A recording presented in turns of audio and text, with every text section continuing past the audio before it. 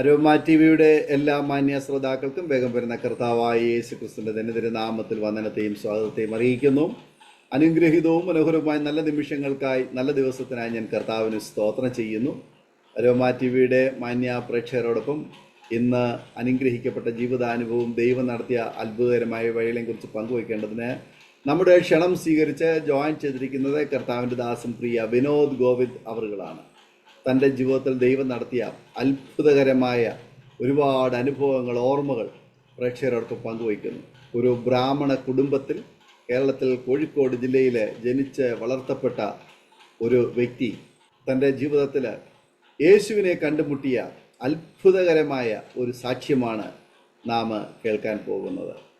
വളരെ ചെറുപ്പത്തിൽ തന്നെ ഒരു സത്യാന്വേഷിയായിട്ട് താൻ തീരുവാൻ ഇടയായി തീർന്നു. താൻ ജനിച്ച് വളർന്നതായ ജീവിത അനുഭവത്തിൽ നിന്നും തന്നെ വ്യത്യസ്ത കാഴ്ചപ്പാടിലേക്ക് കൊണ്ടുവന്ന ഒരുപാട് അനുഭവങ്ങൾ, ഓർമ്മകൾ പ്രേക്ഷകരോടൊപ്പം പങ്കുവയ്ക്കുന്നു. ആകയാൽ നമുക്കേവർക്കും ശ്രദ്ധയോടെ സ്കിപ്പ് ചെയ്യാതെ ഈ അനുഗ്രഹിക്കപ്പെട്ട സാക്ഷ്യം ആദ്യാവസാനം കാണുകയും കേൾക്കുകയും ചെയ്യുവാൻ കർത്താവ് സഹായിക്കട്ടെ. അപ്പോൾ തന്നെ നിങ്ങളുടെ പ്രിയപ്പെട്ടവർക്ക്, സുഹൃത്തുക്കൾ കൂടി ഷെയർ ചെയ്ത് കൊടുക്കണം എന്നുകൂടി പ്രത്യേകം ഓർപ്പിക്കുന്നു. അതുപോലെ തന്നെ നിങ്ങൾക്കൊരു പ്രാർത്ഥനാ വിഷയമുണ്ടെങ്കിൽ സ്ക്രീനിൽ കാണുന്ന വാട്സപ്പ് നമ്പറിൽ ഞങ്ങളെ വിവരം അറിയിക്കുക. എല്ലാ തിങ്കളാഴ്ചയും രാത്രി 9 മണി മുതൽ പ്രേക്ഷകർക്ക് വേണ്ടി വിശേഷിച്ച പ്രാർത്ഥന നടന്നു വരുന്നു. നിങ്ങൾക്കും അതിൽ സംബന്ധിക്കാം. ദൈവമായ കർത്താവ് നമ്മെ സഹായിക്കട്ടെ. ഈ സമയത്ത് കർത്താവിൻ്റെ ദാസൻ വിനോദ് ഗോവിന്ദിനെ തികച്ച സ്നേഹത്തോടും ആദരവോടും കൂടി അരോമ ടി വിയുടെ പ്രേക്ഷകരോടൊപ്പം തുടർമാനമായി സംസാരിക്കുന്നതിനായിട്ട് ഞങ്ങൾ ക്ഷണിച്ചുകൊള്ളും. അരോമ ടി വിയുടെ എല്ലാ ശ്രോതാക്കളെയും പ്രേക്ഷകരെയും കർത്താവും രക്ഷിതവുമായ യേശു ക്രിസ്തുവിന്റെ നാമത്തിൽ എൻ്റെ സാക്ഷ്യത്തിലേക്ക് സ്വാഗതം ചെയ്യുന്നു. പ്രത്യേകിച്ച് ഈ അവസരത്തിന് ദൈവത്തിന് നന്ദി പറയുന്നു. കൂടാതെ അരോമ ടി വിയുടെ അഡ്മിൻ പാസ്റ്റർ ദാനിയേൽ ജോൺ അവർകൾക്കും ഞാൻ പ്രത്യേകമായിട്ടുള്ള നന്ദി രേഖപ്പെടുത്തുന്നു. എൻ്റെ പേര് വിനോദ് പൊന്മടത്തിൽ ഗോവിന്ദ്. ഞാൻ ഗ്രേറ്റർ നോഡയിൽ നിന്നാണ് ജോയിൻ ചെയ്തിരിക്കുന്നത്. എൻ്റെ കുടുംബം 30 കൊല്ലമായിട്ട് ഞങ്ങൾ നോർത്ത് ഇന്ത്യയിൽ ദൈവവേലയിലായിരിക്കുന്നു. എൻ്റെ വൈഫിൻ്റെ പേര് സുജാത, കൊല്ലം എടക്കാട് സ്വദേശിയാണ്. എനിക്ക് 3 ആൺമക്കളുണ്ട്. മൂത്ത മകൻ വിപിൻ കാനഡയിൽ ഷെഫായിട്ട് ജോലി ചെയ്യുന്നു. രശ്മി പോളിനെ വിവാഹം ചെയ്തു. രണ്ടാമത്തെ മകൻ ഫെബിൻ മണിപ്പാൽ ഹോസ്പിറ്റലിൽ ജോലി ചെയ്യുന്നു ബാംഗ്ലൂര്. അവൻ MBA പഠിക്കുന്നു, ഹോസ്പിറ്റൽ മാനേജ്മെന്റ്. മൂന്നാമത്തെ മകൻ കെവിൻ ഡൽഹി NCR ക്രൈസ്റ്റ് കോളേജിൽ BCA ഓണേഴ്സിന് വേണ്ടി പഠിക്കുന്നു. ഇതാണ് എൻ്റെ ഫാമിലി ബാക്ക്ഗ്രൗണ്ട്. എൻ്റെ കുട്ടിക്കാലത്തെ പറ്റി ഞാൻ ആദ്യമായിട്ട് പറയാൻ ആഗ്രഹിക്കുന്നു. ഞാൻ ചെറുപ്പ പ്രായത്തിൽ തന്നെ ലോവർ പ്രൈമറി സ്കൂൾ പഠിപ്പിക്കുന്ന സമയത്ത് തന്നെ എൻ്റെ വീടിൻ്റെ മുന്നിൽ കൂടെ ഒരു ഫാദർ പോവായിരുന്നു എല്ലാ ഞായറാഴ്ച വൈകുന്നേരവും. അദ്ദേഹം വളരെ കൃത്യനിഷ്ഠയുള്ള ആള്. അപ്പം അത് ഞാൻ നോക്കി, എന്തുകൊണ്ടാണ് ഇങ്ങനെ കറക്റ്റ് സമയത്ത് പോകുന്നത്. ചെറുപ്പത്തിൽ നിന്ന് എൻ്റെ മനസ്സിൽ വലിയൊരു ആഗ്രഹം തോന്നി, അദ്ദേഹത്തെ എല്ലാ സൺഡേയും കാണണം. അദ്ദേഹം എനിക്ക് മധുരപലഹാരങ്ങൾ ഇതെല്ലാം സമയത്തിന് തരുമായിരുന്നു. ഞങ്ങളുടെ കൂട്ടുകാർക്കും വളരെ വളരെ സന്തോഷമായി. എന്തുകൊണ്ടാണ് ഇദ്ദേഹം എല്ലാ സൺഡേയിലും പോകുന്നത്, എല്ലാവർക്കും മധുരപലഹാരങ്ങൾ കൊടുക്കുന്നത്. അതും അന്നത്തെ ഒരു മിഠായിയാണ് ലോസഞ്ചർ എന്ന് പറയുന്നത്. അത് അദ്ദേഹത്തിന്റെ പോക്കറ്റിൽ ഉണ്ടാവും. ഈ 2 മിഠായി എല്ലാ പിള്ളേർക്കും കൊടുക്കും. അദ്ദേഹം എല്ലാവരെയും അനുഗ്രഹിക്കും. അപ്പൊ ഞാൻ വിചാരിച്ചു, അദ്ദേഹത്തിന്റെ സ്നേഹവും അദ്ദേഹത്തിന്റെ സന്തോഷവും എൻ്റെ ജീവിതത്തിൽ നിലനിർത്തുവാൻ ദൈവം സഹായിക്കട്ടെ. അനേകർക്ക് സന്തോഷം ചെയ്യുന്ന ഒരു വ്യക്തിയായി ദൈവം എനിക്ക് മാറാൻ അദ്ദേഹത്തോടെ കഴിയണേ എന്നൊരാഗ്രഹം എൻ്റെ ചെറുപ്പത്തിൽ എനിക്ക് തോന്നി. അതാണ് എൻ്റെ ജീവിതത്തിലേക്ക് ഇന്ന് ഞാൻ ആയിരിക്കുന്നതിൽ മാറ്റിയിരിക്കുന്നത്. ദൈവം എനിക്കൊരു സ്വപ്നം നൽകി, അത് പൂർത്തീകരിക്കാൻ ദൈവം എന്നെ സഹായിക്കുന്നു. ഞാൻ അവരുടെ കൂടെ പ്രവർത്തിക്കുന്നു. അതാണ് എൻ്റെ കുട്ടിക്കാലം. എൻ്റെ കുട്ടിക്കാലം വളരെ സുന്ദരമായിരുന്നു, വളരെ സന്തോഷമായിരുന്നു. അനേകർക്ക് ഞാനൊരു പ്രിയങ്കരനായിരുന്നു എന്ന് പറയാം.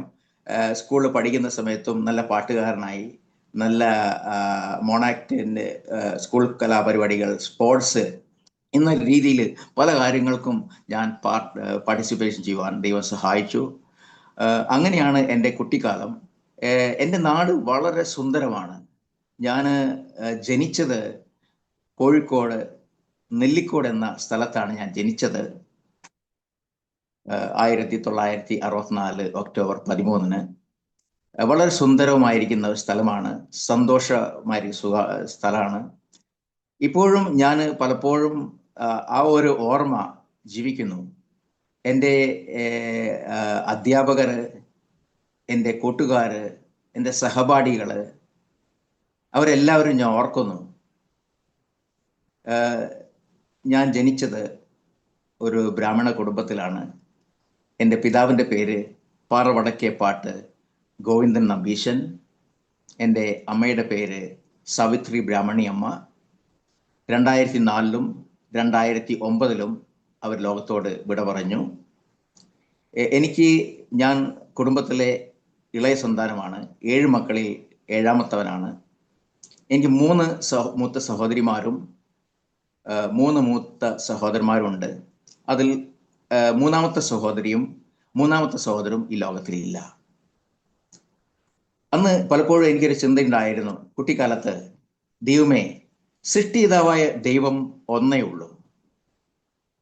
എങ്ങനെയെങ്കിലും ആ സൃഷ്ടിതായ ദൈവനെ അറിയുവാനുള്ളൊരു ഭാഗ്യം ദൈവമേ എനിക്ക് നൽകണമെന്നൊരു ഒരു പ്രാർത്ഥന ഉണ്ടായിരുന്നു. അങ്ങനെ ഞാൻ പഠിത്തത്തിലും പല കാര്യങ്ങളിലും ശ്രദ്ധേയനായി. ഞാൻ ചെറുപ്പത്തിൽ തന്നെ സോഷ്യോ പൊളിറ്റിക്കൽ മൂവ്മെന്റിൽ ഇൻവോൾവ് ആയി. പല കാര്യങ്ങൾക്കും ഞാൻ ഇതായി. എൻ്റെ ചേട്ടൻ ഓഗസ്റ്റ് 15, ജനുവരി 26 ഇങ്ങനെ എല്ലാ നാഷണൽ ഫെസ്റ്റിവലും ആഘോഷിക്കുവാൻ എൻ്റെ ചേട്ടനോടുകൂടെ എനിക്ക് ദൈവം കൃപ നൽകി. കൊച്ചുങ്ങൾക്ക് മധുരപലഹാരങ്ങൾ വിതരണം ചെയ്യുക, പതാക ഉയർത്തുക, അവരോട് സന്തോഷം പാടുക, അതായിരുന്നു എൻ്റെ ലക്ഷ്യം. അങ്ങനെ ഞാൻ ചെറുപ്പത്തിൽ തന്നെ ഞാൻ students federation of India, democratic youth federation of India, communist Marxist party ഇതിൽ വ്യാപൃതനായി. അപ്പം പല കാര്യങ്ങളിലും ഞാൻ ജനങ്ങളുടെ ഇടയിലേക്ക് ഇറങ്ങിച്ചെന്ന് അവർക്ക് സന്തോഷവും സമാധാനവും പകരുവാൻ ദൈവം എനിക്ക് കൃപ നൽകി. അങ്ങനെ ഞാൻ പഠിച്ചു വളർന്നു. അങ്ങനെ ഞാൻ എന്താ അറിയില്ല, ഒരു പ്രത്യേക വ്യക്തിയായി മാറി. ഞാൻ കോഴിക്കോട് സാമൂതിരി ഗുരുവായൂരപ്പൻ കോളേജിലാണ് എൻ്റെ ഇന്റർമീഡിയറ്റ് കഴിഞ്ഞത്. കാലിക്കറ്റ് യൂണിവേഴ്സിറ്റിയിൽ ഡിഗ്രി കഴിഞ്ഞു. പിന്നെ ഞാൻ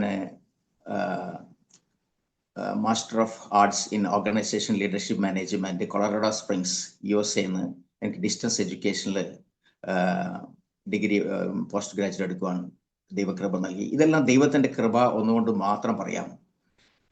എന്നാലും എന്നൊരു ശൂന്യത എൻ്റെ മനസ്സിൽ വന്നു. ഞങ്ങൾക്ക് സ്വന്തമായിട്ട് 2 അമ്പലമുണ്ട്. അതൊന്ന് ഭഗവതിക്കാവ്, 2ാമത്തേത് വിഷ്ണു ക്ഷേത്രം. ഇതിലെല്ലാം ഞാൻ വളരെയധികം ഉത്സാഹനായിരുന്നു, വ്യാപൃതനായിരുന്നു. എന്നാൽ ഞാൻ പലപ്പോഴും എനിക്ക് തോന്നി അവരുടെ രൂപങ്ങളും അവരുടെ രീതികളും ഇതെന്തും ഈ ഫാദറിൻ്റെ ജീവിതത്തിനും ഇതിനും തമ്മിൽ ഒരു താരതമ്യം എനിക്ക് തോന്നുന്നില്ല. അപ്പം ഞാൻ നോക്കി, ആ ഫാദറിൻ്റെ ജീവിതം വളരെ സന്തോഷവും സമാധാനവും അനുഗ്രഹമായിരുന്നു. എന്നാൽ എനിക്കെന്തോ ഒരു ശൂന്യത അനുഭവപ്പെട്ടു. അപ്പം ഞാൻ വിചാരിച്ചു, ഈ ദൈവത്തെ എനിക്കൊന്ന് അറിയണം. അതിൻ്റെ ഒരു ആഗ്രഹം ചെറുപ്പം മുതലേ തോന്നി. ഒരു അപകടം എനിക്ക് വന്നു. അതിൽ നിന്ന് ദൈവം എന്നെ അത്ഭുതമായി രക്ഷിച്ചത് എനിക്കറിയില്ല, എന്തിനാണെന്നറിയില്ല. ഞാൻ അമ്പല ഗ്രൗണ്ടിൽ സൈക്കിൾ പഠിക്കുമായിരുന്നു. അതിന് താഴെ വലിയൊരു അമ്പലക്കുളമാണ് ഞങ്ങൾക്കുള്ളത്. ഞാൻ പഠിക്കുന്ന സമയത്ത് എൻ്റെ സ്റ്റെപ്പ്, ഇടത്ത് ഭാഗത്ത് സ്റ്റെപ്പ് ഞാൻ കുളത്തിലേക്ക് വെച്ചുപോയി. ആ സ്റ്റെപ്പ് സൈക്കിളോടുകൂടെ ഞാൻ കുളത്തിലേക്ക് വീണുപോയി. ആ കുളത്തിൽ വെള്ളമില്ല. പാറയിൽ ഇടിച്ച് എൻ്റെ തല തകർന്നു, ഈ റൈറ്റ് സൈഡ് തകർന്നു. അതിൽ കൂടെ പോവുകയായിരുന്ന എൻ്റെ കുടുംബക്കാരി ഒരു സഹോദരി അത് കണ്ടു.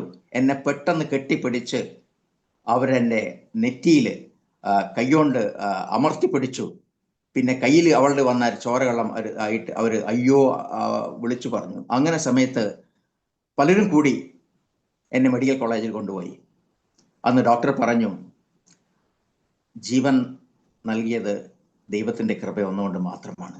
അത് ഏത് ഡോക്ടറാണ് പറഞ്ഞതെന്ന് അറിയത്തില്ല. അന്നാണ് എനിക്ക് മനസ്സിലായത്, എന്നെ ദൈവം വിടുവിച്ചു. അപ്പോൾ എന്നോട് പലപ്പോഴും പറഞ്ഞു, ഈ ഭഗവതി കാവല് ഭഗവതിയാണ് എന്നെ വിടുവിച്ചിരിക്കുന്നത്. പക്ഷെ എന്നാലും എനിക്ക് ഒരു ചേഞ്ചസ് എനിക്ക് തോന്നി ആ ഫാദറിനെ. അപ്പോൾ ഞാൻ എൻ്റെ ആഗ്രഹം, പിന്നെ ഞാൻ പഠിച്ചു, പിന്നെ അങ്ങോട്ട് മുന്നോട്ട് പോയി. അപ്പം എനിക്ക് തോന്നി എനിക്കൊരു സർവേ നടത്തണം, ഒരു സത്യദൈവത്തെ അറിവാനുള്ള സർവേ നടത്തണം. അങ്ങനെ 1986 മുതൽ 94 വരെയുള്ള കാലങ്ങൾ എൻ്റെ സർവേ ആയിരുന്നു. ആ സമയത്ത് സർവേ ചെയ്യുന്ന സമയത്തും ഞാൻ പഠിച്ചു. അതിനുശേഷം എനിക്ക് ഒരു ചെറിയ ഒരു ജോലി ലഭിച്ചു പഠിക്കുന്ന സമയത്ത് തന്നെ. കാരണം ഞാൻ ഡിഗ്രി പഠിച്ചത് ഞാൻ ഓപ്പൺ യൂണിവേഴ്സിറ്റിയിലാണ്. അപ്പോൾ അതുകൊണ്ട് എനിക്ക് ജോലി ചെയ്യുവാനും സ്വന്തമായിട്ട് ഒരു കാൽ നിൽക്കുവാനും എൻ്റെ സ്വന്തം അധ്വാനം കൊണ്ട് എനിക്ക് പഠിക്കണമെന്നുള്ള ആഗ്രഹം എൻ്റെ മനസ്സിൽ വന്നു. അങ്ങനെ ഞാൻ കോഴിക്കോട്ട് നിന്ന് എനിക്കൊരു അപ്പോയിൻമെൻറ്റ് കിട്ടി. ബൊറോസ് വെൽക്കം കമ്പനിയുടെ മെഡിക്കൽ റെപ്രസെൻറ്റേറ്റീവായിട്ട്. അതേ കൂടെ പ്രിൻസ് ഫാർമ, അഞ്ജലി ഏജൻസീസ് എന്ന ഡിസ്ട്രിബ്യൂട്ടർ ആയിട്ടുള്ള ഒരു എഗ്രിമെൻറ്റുമായി. അങ്ങനെ ഞാൻ വയനാട് ജോലിക്ക് കടന്നുപോയി. അവിടെ assumption hospital, Vivek hospital, Kalpetta hospital, Vythiri hospital എന്നുള്ള പല ഹോസ്പിറ്റലുകളും ഒരു ക്രിസ്തീയ വിഭാഗത്തിനെ കാണുവാൻ ഇട നൽകി. അതാണ് എൻ്റെ ജീവിതത്തിലെ ഒരു പ്രത്യേക ഒരു വഴിത്തിരവ്, ദൈവത്തിലേക്ക് എന്നെ കൊണ്ടുപോകാനുള്ള. അങ്ങനെ ഞാൻ അവരോട് ചോദിച്ചു, എന്തുവാണ് നിങ്ങളുടെ ജീവിതത്തിൽ ഇങ്ങനെ ഒരു വ്യതിയാനത്തിന് കാരണം? ഒരു ക്രിസ്ത്യൻ ഒരു ഫാദറിനെ കണ്ടു, അതിനുശേഷം നിങ്ങളെയും കണ്ടു. അപ്പം പ്രത്യേക സ്നേഹം, അത് എന്നിലില്ലാത്ത സ്നേഹം, മറ്റുള്ളവരും കാണാത്ത സ്നേഹം നിങ്ങൾ കാണുവാൻ കഴിഞ്ഞു. അത് യേശുവിൻ്റെ സ്നേഹമാണ് ഞങ്ങൾ ഭരിക്കുന്നത് എന്ന് പറഞ്ഞു. അങ്ങനെ ഞാൻ 3 കൊല്ലം മെഡിക്കൽ റെപ്രസെൻറ്റേറ്റീവായി വയനാട്ടിൽ, വൈത്തിരിയിൽ, പടിച്ചിറ, മുള്ളൻകൊല്ലി, മാനന്തവാടി ഇങ്ങനെയുള്ള എല്ലാ ഏരിയകളിലും, മേപ്പാടി എന്നല്ല എല്ലാ സ്ഥലങ്ങളിലും കറങ്ങി ക്രിസ്തീയ ജീവിതം എന്തെന്ന് എനിക്ക് മനസ്സിലാക്കാൻ ഇട നൽകി. അതിനോടൊപ്പം ഞാൻ കോഴിക്കോട്ട് നിന്ന് എറണാകുളത്തേക്ക് ഞാൻ ഒരു മിഷൻ യാത്ര എന്ന രീതിയിൽ ഡിസംബർ 24 യാത്ര തിരിച്ചു. അങ്ങനെ ഡിസംബർ 25 ക്രിസ്തുമത്തിൻ്റെ ആഘോഷം എന്തെന്ന് എനിക്ക് പറയാൻ കൃപ നൽകി. ഇതിനെപ്പറ്റി ഞാൻ എൻ്റെ അമ്മയോട് പറഞ്ഞു, ദൈവമേ, അമ്മേ, എനിക്ക് ഒരു സത്യദൈവം എന്താണെന്ന് എനിക്ക് അറിയണം. ഒരു ദൈവം ഒന്നേ ഉള്ളൂ, സൃഷ്ടിതാവ് ഒന്നേ ഉള്ളൂ, ആ ദൈവത്തിനെ എനിക്ക് അറിയണം. അമ്മ പറഞ്ഞു, ഞാൻ സൺഡേ സ്കൂളിൽ പഠിക്കുന്ന സമയത്ത്, ESLCക്ക് പഠിക്കുന്ന സമയത്ത് ഞാൻ ക്രിസ്ത്യൻസിൻ്റെ കൂടെയായിരുന്നു. എനിക്ക് കണക്ഷൻ ഉണ്ടായിരുന്നു. അമ്മ വളരെ ശുദ്ധ ഹൃദയക്കാരിയാണ്. എന്നാലും ദൈവത്തെ അവർക്ക് അറിയുവാൻ കഴിഞ്ഞിട്ടില്ല എന്നാണ് എൻ്റെ ജീവിതത്തിലെ ഒരു വലിയൊരു ശൂന്യത.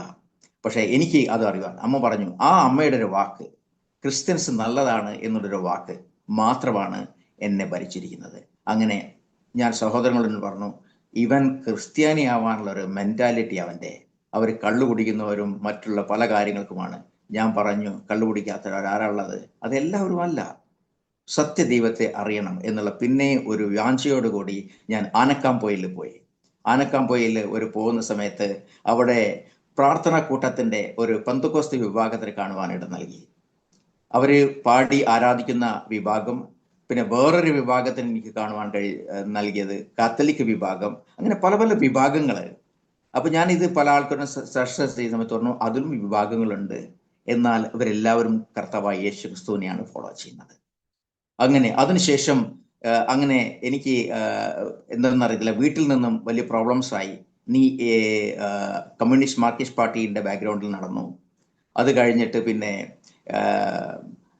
മെഡിക്കൽ റെപ്രസെൻറ്റേറ്റീവ് പോന്നു. വീട്ടിനും ഉപകാരമില്ലാത്ത ഒരു വ്യക്തിയായി തീരരുത് എന്ന ഒരു പ്രഷർ വന്നതോടുകൂടെ എനിക്ക് അത് ജോലി രാജിവെച്ച് ഞാൻ കോഴിക്കോട്ട് ഒരു ബക്കർ ചേമ്പേഴ്സ് എന്ന ഒരു ഗ്ലാസ് ഹോൾസെയിൽ ഡിസ്ട്രിബ്യൂട്ടേഴ്സ് അവരോട് ജോലി ചെയ്തു. ജോലിക്ക് ഞാൻ കയറി. ആ സമയത്ത് എനിക്ക് മുസ്ലിംസിന് കൂടെയാണ് പ്രവർത്തിക്കാൻ നൽകിയത്. ഞാൻ പല കാര്യങ്ങൾക്കും സത്യസന്ധത എന്നത് എൻ്റെ ജീവിതത്തിൽ ഒരു മാനദണ്ഡമായിരുന്നു. എനിക്ക് സത്യസന്ധനായി ജീവിക്കണം. കാരണം ഞാൻ എൻ്റെ കൂട്ടുകാരിൽ എനിക്കുണ്ടാവുന്ന സമയത്ത് ഞാൻ കൂട്ടുകാരോട് സത്യസന്ധമായി ഇടപെട്ടു. അവരോട് നേർവഴി കാണിക്കുവാൻ ഞാൻ പലപ്പോഴും ശ്രമിച്ചു. എൻ്റെ കൂട്ടുകാരും അങ്ങനെ തന്നെയായിരുന്നു. എനിക്ക് അധികം വലിയ കൂട്ടുകാരൊന്നും ഉണ്ടായിരുന്നില്ല. എന്നാൽ ഞാൻ ഈ ബക്കർ ചേംബേഴ്സിൽ പഠിക്കുന്ന സമയത്ത് എനിക്കെൻ്റെ ജീവിതം സത്യസന്ധതയിൽ നിന്നും പല കറപ്ഷനിലേക്ക്, കാരണം ഞാൻ ബിസിനസ് ഏരിയയിലേക്കാണ് പോകുന്നത്. അവിടുന്ന് പല കാര്യങ്ങൾക്കും 3 കൊല്ലം പിന്നെ അവിടെ എനിക്ക് വർക്ക് ചെയ്യേണ്ട വന്നു. അപ്പം അതിൽ നിന്ന് പല കറപ്ഷൻസ്, കള്ളം പറയുന്ന കാര്യങ്ങൾ, എൻ്റെ ചില കാര്യങ്ങൾ എനിക്ക് മറച്ചു വെക്കേണ്ട അനുഭവം. ഒരു ബിസിനസ് എന്ന രീതിയിൽ എന്നോട് പറഞ്ഞു, ബിസിനസ് എന്ന രീതിയിൽ നിനക്ക് പോവുകയാണെങ്കിൽ കുറച്ചൊക്കെ കള്ളത്തരം പറഞ്ഞേ പറ്റൂ. ഞാൻ പറഞ്ഞു, കള്ളത്തരം പറയുന്ന ജീവിതം എനിക്ക് വേണ്ട എന്ന രീതിയിൽ ഞാൻ അവിടുന്ന് റിസൈൻ ചെയ്യുവാൻ ഞാൻ തയ്യാറായി. പൈസയ്ക്ക് ഒരു പ്രോബ്ലംസും ഇല്ല, അത് വേണ്ട രീതിയിൽ. ആ സമയത്ത് ആ 3 കൊല്ലം ഞാൻ അവിടെ ജോലി ചെയ്യുന്ന രീതിയിൽ അനേകർക്ക് മദ്യം ഷെയർ ചെയ്യുവാൻ വേണ്ടിയിട്ട്, പല കാര്യങ്ങൾക്കും അവർക്ക് സന്തോഷത്തോടെ സുഖത്തോടെ ഹോട്ടലിൽ കഴിയുവാൻ വേണ്ടിയിട്ട് ഒരു പ്രത്യേക രീതിയിൽ എനിക്ക് തയ്യാറാക്കേണ്ടി വന്നു. അതിൽ ഞാനും പല കാര്യങ്ങൾക്കും അടിമയായി. ഈ ലോകത്ത് ഞാൻ വിചാരിച്ചു, ഇതെല്ലാം ദൈവമേ ഒരു മായയാണല്ലോ, ദൈവമേ എനിക്ക് എങ്ങനെ സത്യദൈവത്തെ ഫോളോ ചെയ്യാൻ കഴിയും, ആ ബിസിനസ് എനിക്ക് വേണ്ട എന്ന രീതിയിൽ എൻ്റെ മനസ്സ് അവിടെ നിന്ന് മാറുവാൻ നൽകി. എൻ്റെ പേരിൽ ചെക്ക് തന്നു, 50,000 ചെന്ന്, ഇന്നത്തെ 50,000 എന്നാണ് 5 ലക്ഷം, 50,000 ചെക്ക് ഇടയ്ക്കിടയ്ക്ക് ക്യാഷ് വിഡ്രോ ചെയ്യാൻ തന്നു. അപ്പോൾ എൻ്റെ പേരിൽ വിനോദ് എന്ന പേരിൽ തന്നു. അപ്പം അവിടെ ഒരു അക്കൗണ്ടൻസ് ജോയിൻ ചെയ്തിട്ടുണ്ടായിരുന്നു. നിഖിൽ എന്നോട് പറഞ്ഞു, നിന്റെ പേരിൽ ഈ ചെക്ക് തരുന്നത് നിർത്തണം. അങ്ങനെ ഞാൻ എൻ്റെ ഓണറിനോട് പറഞ്ഞു. അദ്ദേഹം പറഞ്ഞു, ഇത് നിന്നെ ആരാ തിരിപ്പിച്ചെന്ന് അറിയത്തില്ല. അങ്ങനെ രീതിയിൽ എന്നെ പല കാര്യങ്ങൾക്കും എന്നെ വഴക്ക് പറയാനിട്ട് നൽകി. പഴയ സ്വഭാവമല്ല, ആ സ്വഭാവത്തിന് മാറ്റം വരുവാൻ നൽകി. എന്നോട് കൂടെ നല്ലതായി, ഞാൻ ഓണറിൻ്റെ പേര് പറയുന്നില്ല, നല്ലതായി എൻ്റെ കൂടെ ജീവിക്കുകയാണെങ്കിൽ നല്ലത്, അല്ലെങ്കിൽ കോഴിക്കോട്ടെ കടപ്പുറത്തന്നെ കട്ട് ചെയ്ത് കാക്കൾക്ക് കൊടുക്കുന്ന ഞാൻ രീതിയിലാക്കും. പിന്നെ ഒരു സമയത്ത് ഒരു ഡിസ്ട്രിബ്യൂട്ടർ, ഒരു ഹോൾസെയിൽ ഡീലർ അവിടെ വന്നായിരുന്നു. അദ്ദേഹത്തിന് 50,000 കൊടുക്കേണ്ട പേയ്മെന്റ് ഉണ്ടായിരുന്നു. എൻ്റെ കയ്യിൽ 45,000, ഞാൻ എണ്ണാണ്ട് താഴ്ത്തു വന്നു. ആ സമയത്ത് അദ്ദേഹം പറഞ്ഞു, ഇത് 45,000 ഉള്ളൂ, 50,000 ഇല്ല. അപ്പോൾ ആ 5,000 പ്രോബ്ലം എവിടെ വന്നു? അപ്പോൾ എന്നോട് പറഞ്ഞു, നീ ഒളിപ്പിച്ചതാണ്. അങ്ങനെ രീതിയിൽ പല കാര്യങ്ങളും എനിക്ക് വളരെ ബുദ്ധിമുട്ടായി. അങ്ങനെ എന്തെന്നറിയത്തില്ല, ഞാൻ മുഴുവനായിട്ട് ആ കാര്യങ്ങളെ പറ്റി സംസാരിക്കുവാൻ ഞാൻ ആഗ്രഹിക്കുന്നില്ല. പല കാര്യങ്ങൾക്കും പോലീസ് സ്റ്റേഷനിലും പല കാര്യങ്ങളും കള്ളം പറയുന്നതിന് വേണ്ടിയിട്ട്, സർവേയർക്ക് പൈസ കൊടുക്കുന്നതിന് വേണ്ടിയിട്ട്, എങ്ങനെയെങ്കിലും പൊട്ടിയ ഗ്ലാസുകൾ, ഒരു ഗ്ലാസ് പൊട്ടിയിട്ടുണ്ട്, അത് 24 ഗ്ലാസ് പൊട്ടി, ക്രേറ്റ് പൊട്ടി എന്ന രീതിയിൽ ആക്കുന്ന രീതിയിൽ എനിക്ക് ആ ജോലി ചെയ്യേണ്ടി വന്നു. ഞാൻ പറഞ്ഞു, ദൈവമേ എനിക്ക് ജോലി ഇല്ലെങ്കിലും വേണ്ടില്ല, ഞാൻ ഇവിടുന്ന് വിടാൻ പോവാണെന്ന്. അങ്ങനെ ഞാൻ ജോലി വിരമിച്ചു. അങ്ങനെ എൻ്റെ അമ്മ വീട്ടിലെത്തി പറഞ്ഞു, നീ ഒരു മുടിയനായ പുത്രനാണ്. അതെന്നെ വളരെയധികം വേദനിപ്പിച്ചു. ഞാൻ എന്തെന്നറിയത്തില്ല, എനിക്ക് ജോലി പല കാര്യങ്ങൾക്കും എൻ്റെ ചേട്ടന്മാർ പറഞ്ഞു, നീ വീട്ടിലവിടെ എന്തെങ്കിലും ജോലി ചെയ്താൽ പറ്റൂ. അങ്ങനെ പെയിന്റ് അടിക്കുന്ന ജോലി, പല കാര്യങ്ങളും എനിക്ക് ചെയ്യേണ്ടി വന്നു. അങ്ങനെ ഞാൻ ചിന്തിച്ച് വിഷണ്ണനായിരിക്കുന്ന സമയത്ത്, രാവിലെ ഞാൻ പുറമേക്ക് നോക്കുന്ന സമയത്ത് ഒരു വ്യക്തി ഒരു മരത്തിൽ തൂങ്ങിക്കിടക്കുന്നത് കണ്ടു. അത് മറ്റാരുമായിരുന്നില്ല, ഞാൻ വളരെയധികം സ്നേഹിക്കുന്ന എൻ്റെ രാജേന്ദ്രനായിരുന്നു.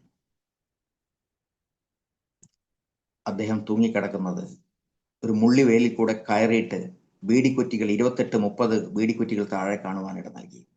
അപ്പം ഞാൻ നൽകി, ഇത് തന്നെ നല്ലത്, എനിക്കും ഇതേമാതിരി ആത്മഹത്യ ചെയ്യണം.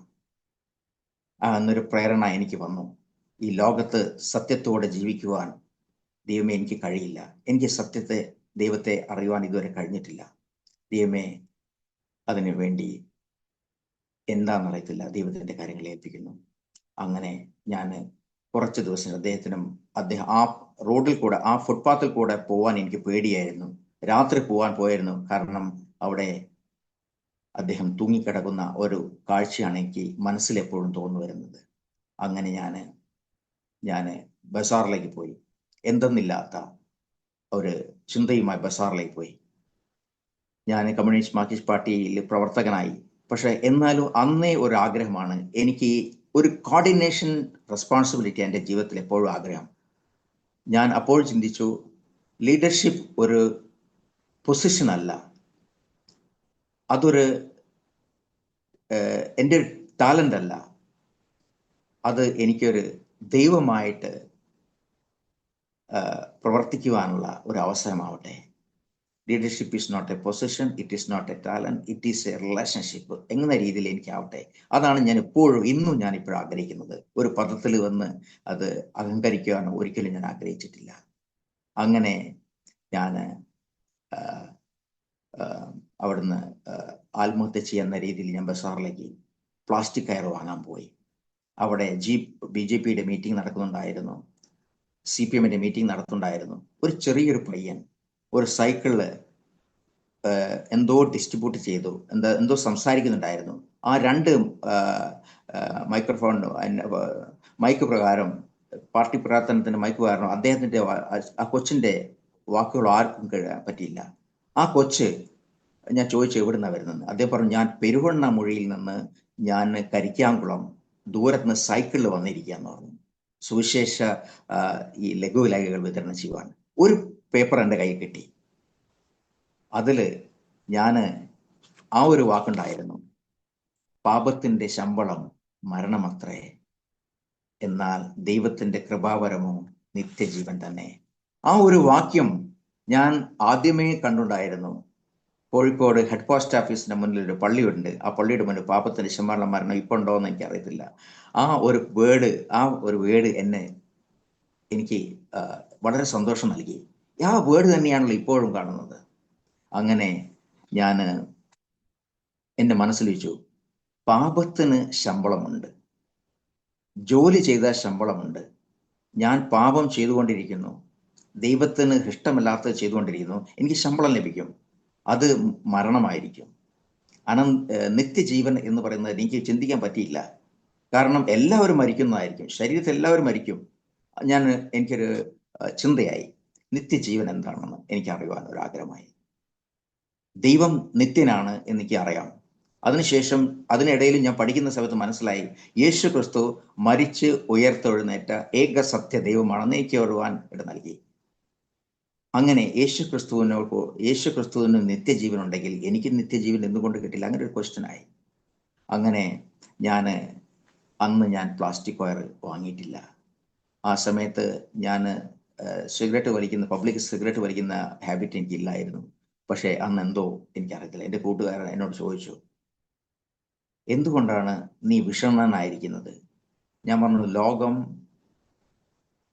ലോകത്തിൻ്റെ ആൾക്കാർ വളരെയധികം സ്വാർത്ഥിയാണ്, സ്വന്തം കാര്യം ചെയ്യുന്നതാണ്. ഈ ലോകത്ത് പരസ്പര സ്നേഹം എന്നുള്ളത് എനിക്ക് അറിയാൻ ഇതുവരെ കഴിഞ്ഞിട്ടില്ല.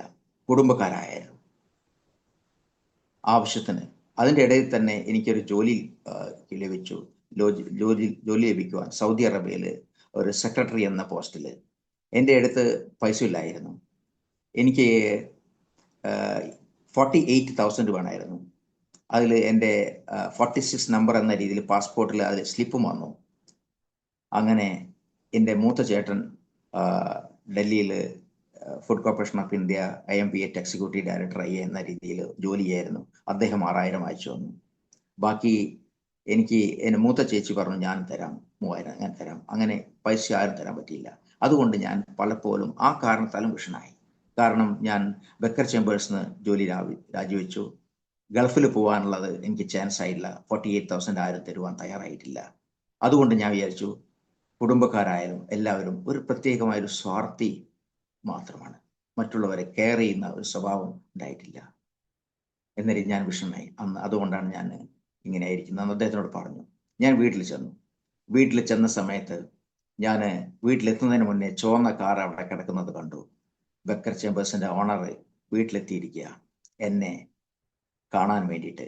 ഞാൻ 11:30 മണി വരെ ഞാൻ അവിടുത്തെ ഞങ്ങൾ പറമ്പിലെ ഒരു എന്താ പറയുക, വയൽ വരമ്പ് എന്ന് പറയും, ആ വയൽ വരമ്പിലിരുന്നു. അങ്ങനെ ഞാൻ അവിടെ കയറി ചെന്നു. കുറേ നേരം അദ്ദേഹം പോകണമെന്നില്ല, ഞാൻ കയറി ചെന്നു. അപ്പം എന്നോട് പറഞ്ഞു, വിനോദ് തിരിച്ചു വരണം എന്ന് പറഞ്ഞു. ഞാൻ പറഞ്ഞു, എൻ്റെ മാതാപിതാക്കളും എന്നെ കട്ട് ചെയ്ത് കോഴിക്കോട് കറപ്പുറത്ത് കാക്കയ്ക്ക് കൊടുക്കുവാൻ വേണ്ടിയിട്ടാണ് എന്നെ തിരിച്ചു വിളിക്കാൻ വന്നതെന്ന് വെച്ചു. അദ്ദേഹം ഒന്നും വേണ്ടിയില്ല. അതെല്ലാം ഞാൻ അന്ന് ദേഷ്യത്തിന് വേണ്ടി പറഞ്ഞതാണ്. ഇനി ഞാനൊന്നും അങ്ങനെ ചെയ്യുവാൻ പോകുന്നില്ല. നീ വന്നേ പറ്റൂ. നീ സത്യസന്ധനായിരിക്കുന്ന എൻ്റെ ഒരു എംപ്ലോയിയാണ്. ഞാൻ വിചാരിച്ചു, ഇനി ഇവിടെ നിന്ന് കഴിഞ്ഞിട്ടുണ്ടെങ്കിൽ ഒന്നുകിൽ എന്നെ പിടിക്കും, അല്ലെങ്കിൽ എന്നെ കട്ട് ചെയ്തിട്ട് കോഴിക്കോട് കടപ്പുറത്ത് ഉണ്ടാവുകയാണ്. ഞാൻ അവിടുന്ന് ദില്ലിയിലേക്ക് ഞാൻ യാത്രയായി. ദില്ലിയിലേക്ക് ഞാൻ ഒന്നും അറിയാണ്ടേ ഞാൻ അവിടെ നിന്ന് വണ്ടി കയറി ദില്ലിയിലെത്തി. അതാണ് എൻ്റെ ഒരു രണ്ടാമത്തെ വഴിത്തിരിവ്. ദില്ലിയിലേക്ക് ഞാൻ യാത്രയായി. എന്തൊന്നുമില്ലാത്ത ഞാൻ പറഞ്ഞു, എൻ്റെ ഡൽഹിയിൽ അൻസൽ ഭവാനിൽ FCIയിൽ എൻ്റെ ബ്രദർ ഉണ്ട്. ഞാൻ ബ്രദറിൻ്റെ അടുത്ത് പോകത്തില്ല. എൻ്റെ രണ്ടാമത്തെ സഹോദരി ലക്നൗവിൽ ഗോമതി നഗറിൽ ഡ്രസ് മേക്കർ, CRP ഡ്രസ് മേക്കറാണ്. അവരുടെ ഹസ്ബൻഡ് വേണുഗോപാൽ സർക്കിൾ ഇൻസ്പെക്ടറാണ്. അവരുടെ അടുത്ത് ഞാൻ പോകുന്നില്ല. ഒരു പക്ഷേ എന്നെ ദൈവമായിരിക്കാം ഇവിടേക്ക് കൊണ്ടുവന്നത്. കാരണം എനിക്ക് ജീവിക്കാലോ, എനിക്ക് മരിക്കണം, ഞാൻ ആത്മഹത്യ ചെയ്യില്ല. എന്നെ കട്ട് ചെയ്ത് എന്നെ നശിപ്പിക്കത്തില്ല. ഞാൻ അങ്ങനെ ഡൽഹിയിലേക്ക് യാത്രയായി. എനിക്കറിയത്തില്ല എന്തോ ചെയ്യണമെന്ന്, എവിടെ പോകണമെന്ന്. ഒരാൾ പറഞ്ഞു, നീ മലയാളിയാണ്, അതുകൊണ്ട് കേരള ഹൗസിൽ പോകാൻ പറഞ്ഞു. അങ്ങനെ ഞാൻ CPMൻ്റെ ഏരിയ മെമ്പർ എന്ന രീതിയിൽ ഞാൻ അവിടെ കടന്നു നിന്നു. അദ്ദേഹം വിളിച്ചു, എനിക്ക് റൂം വേണമെന്ന് പറഞ്ഞു. MP-യുടെ MLA-യുടെ ലെറ്റർ ഉണ്ടെങ്കിൽ പറ്റത്തുള്ളൂ പറഞ്ഞു. അങ്ങനെ ഞാൻ നിസാമുദ്ദീനിൽ വന്നു. കാരണം ഞാൻ പലരോടും അന്വേഷിച്ചു ജോലി ലഭിക്കുവാനുള്ള വഴി എവിടെയാണ്. അപ്പം എന്നോട് നോയിഡ എന്ന രീതി ഇൻഡസ്ട്രിയൽ ഏരിയ ഉണ്ട്, അവിടെ ചെന്നാൽ പറ്റുമെന്ന് പറഞ്ഞു. അല്ലെങ്കിൽ ഓക്കലയിൽ പോകണമെന്ന് പറഞ്ഞു. അങ്ങനെ ഞാൻ നോയിഡ എന്ന രീതിയിൽ എനിക്ക് മനസ്സ് വന്നു. അങ്ങനെ ഞാൻ ഇന്ന് നോയിഡയ്ക്ക് പോകാൻ നോക്കി. അപ്പം പറഞ്ഞു, ഇപ്പം രാത്രി ആവാറായി, ഇനി ഇപ്പം പോയാൽ ശരിയാവത്തില്ല, നിങ്ങൾ ഇവിടെ എവിടെയെങ്കിലും ഹോട്ടലിൽ താമസിച്ചിട്ട് നാളെ രാവിലെ പോയാൽ മതി എന്ന് പറഞ്ഞു. ആരോ എനിക്ക് ഡയറക്ഷൻ ചെയ്തു, ഹിന്ദിയിൽ ഡയറക്ഷൻ ചെയ്തു. അങ്ങനെ പിന്നെയും ഞാൻ ഹോട്ടൽ തിരഞ്ഞു നടന്നു. അങ്ങനെ അശോക് ഭവൻ എന്ന അശോക് റോഡിൽ അശോക് ഭവനിൽ ഞാൻ ചെന്നു. അവിടെ ചെന്ന സമയത്ത് എൻ്റെ പാസ്പോർട്ട് കൊടുത്തു. ഞാൻ പാസ്പോർട്ട് അന്നേ റെഡി ആയിരുന്നു, ഡ്രൈവിങ്ങും പഠിച്ചായിരുന്നു.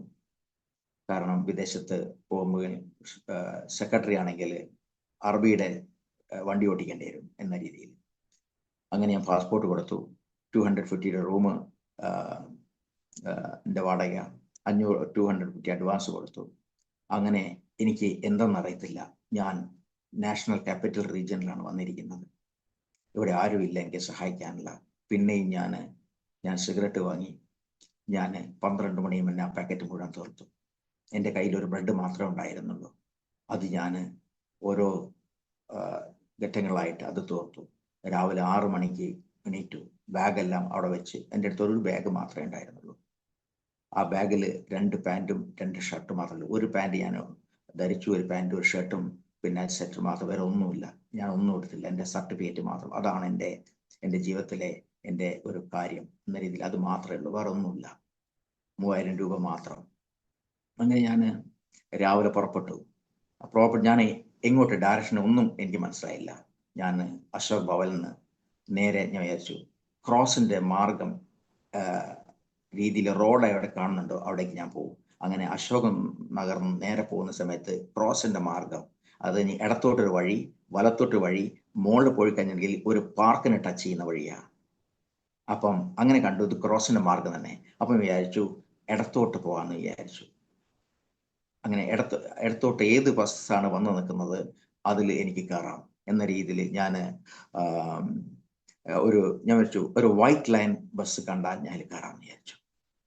കാരണം മറ്റെല്ലാം ചീറിപ്പായുന്ന ബസ്സുകളാണ് എനിക്ക് കാണാൻ കഴിയുന്നത്. അപ്പം വൈറ്റ് ലൈൻ എന്ന രീതിയിൽ എനിക്ക് പലപ്പോഴും അനുഭവമുള്ള, അത് വളരെ കെയർ ചെയ്തിട്ട് ആൾക്കാരെ കവർ ചെയ്തിട്ട് കൊണ്ടുപോകുന്ന ഒരു വണ്ടിയാണ്. അപ്പോൾ അതിൽ കയറി, ഒരു വൈറ്റ് ലൈൻ വന്നാൽ കയറി. രാവിലെ സമയം 6:30 മണി. അങ്ങനെ ഞാൻ ചായ ഒന്നും കുടിച്ചില്ല. അങ്ങനെ നേരെ കയറി, ബസ് കയറി. ബസ്സുകാരൻ ചോദിച്ചു എവിടെ പോകണമെന്ന് ചോദിച്ചു. ഞാൻ പറഞ്ഞു എനിക്ക് ജോലി തിരഞ്ഞു വന്നതാണ്, എവിടെയാണ് ചിലപ്പോൾ പറഞ്ഞു. അപ്പോൾ ഇതേ സ്ഥലമൊന്നും അറിയത്തില്ലായിരുന്നു. ഞാൻ പറഞ്ഞ സ്ഥലം ഒന്നും അറിയത്തില്ല, ബസ് എവിടെയാ പോകുന്ന വെച്ചാൽ അവിടേക്ക് പോയാൽ മതി എന്ന് പറഞ്ഞു.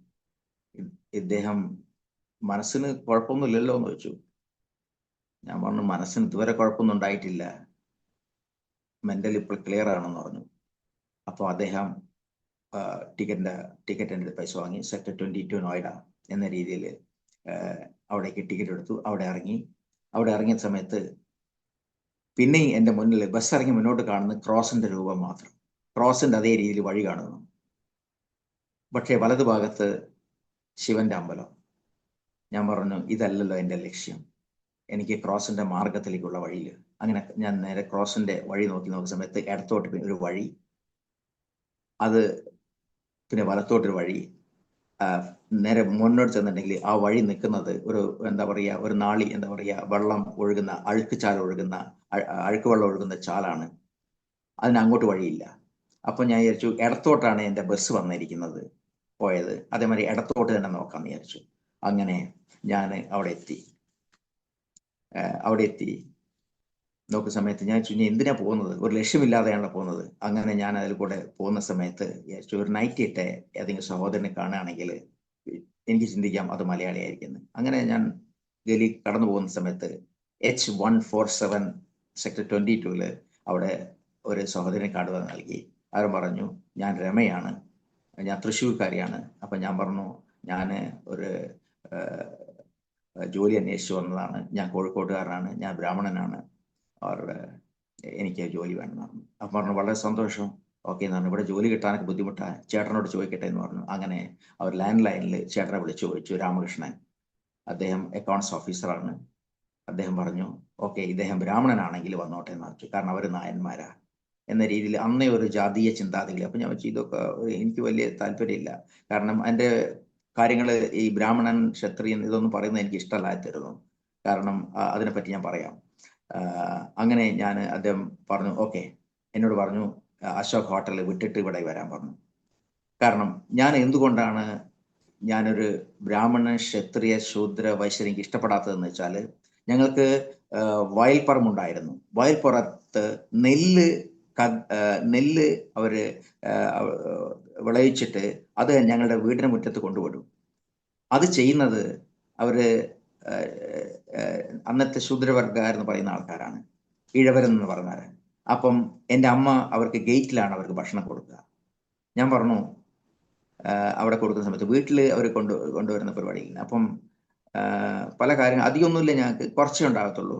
അപ്പം അതിൻ്റെ ഭാഗങ്ങൾ കൊണ്ട സമയത്ത് വീട്ടിൽ ക്ലീൻ ആക്കി തരുന്ന സമയത്ത് ഞാൻ വെച്ചു അവര് എന്താ നമ്മളമാതിരി മനുഷ്യരല്ലേ, അവർക്ക് ഗേറ്റിൽ ഭക്ഷണം കൊടുക്കണ്ട, അവർക്ക് എവിടെയും ഭക്ഷണം കൊടുക്കാൻ ശരിയല്ല, അവർക്ക് നമ്മളെ വീട്ടിൻ്റെ അകത്ത് തന്നെ കൊടുക്കുന്നുണ്ട്, എന്താ കുഴപ്പം?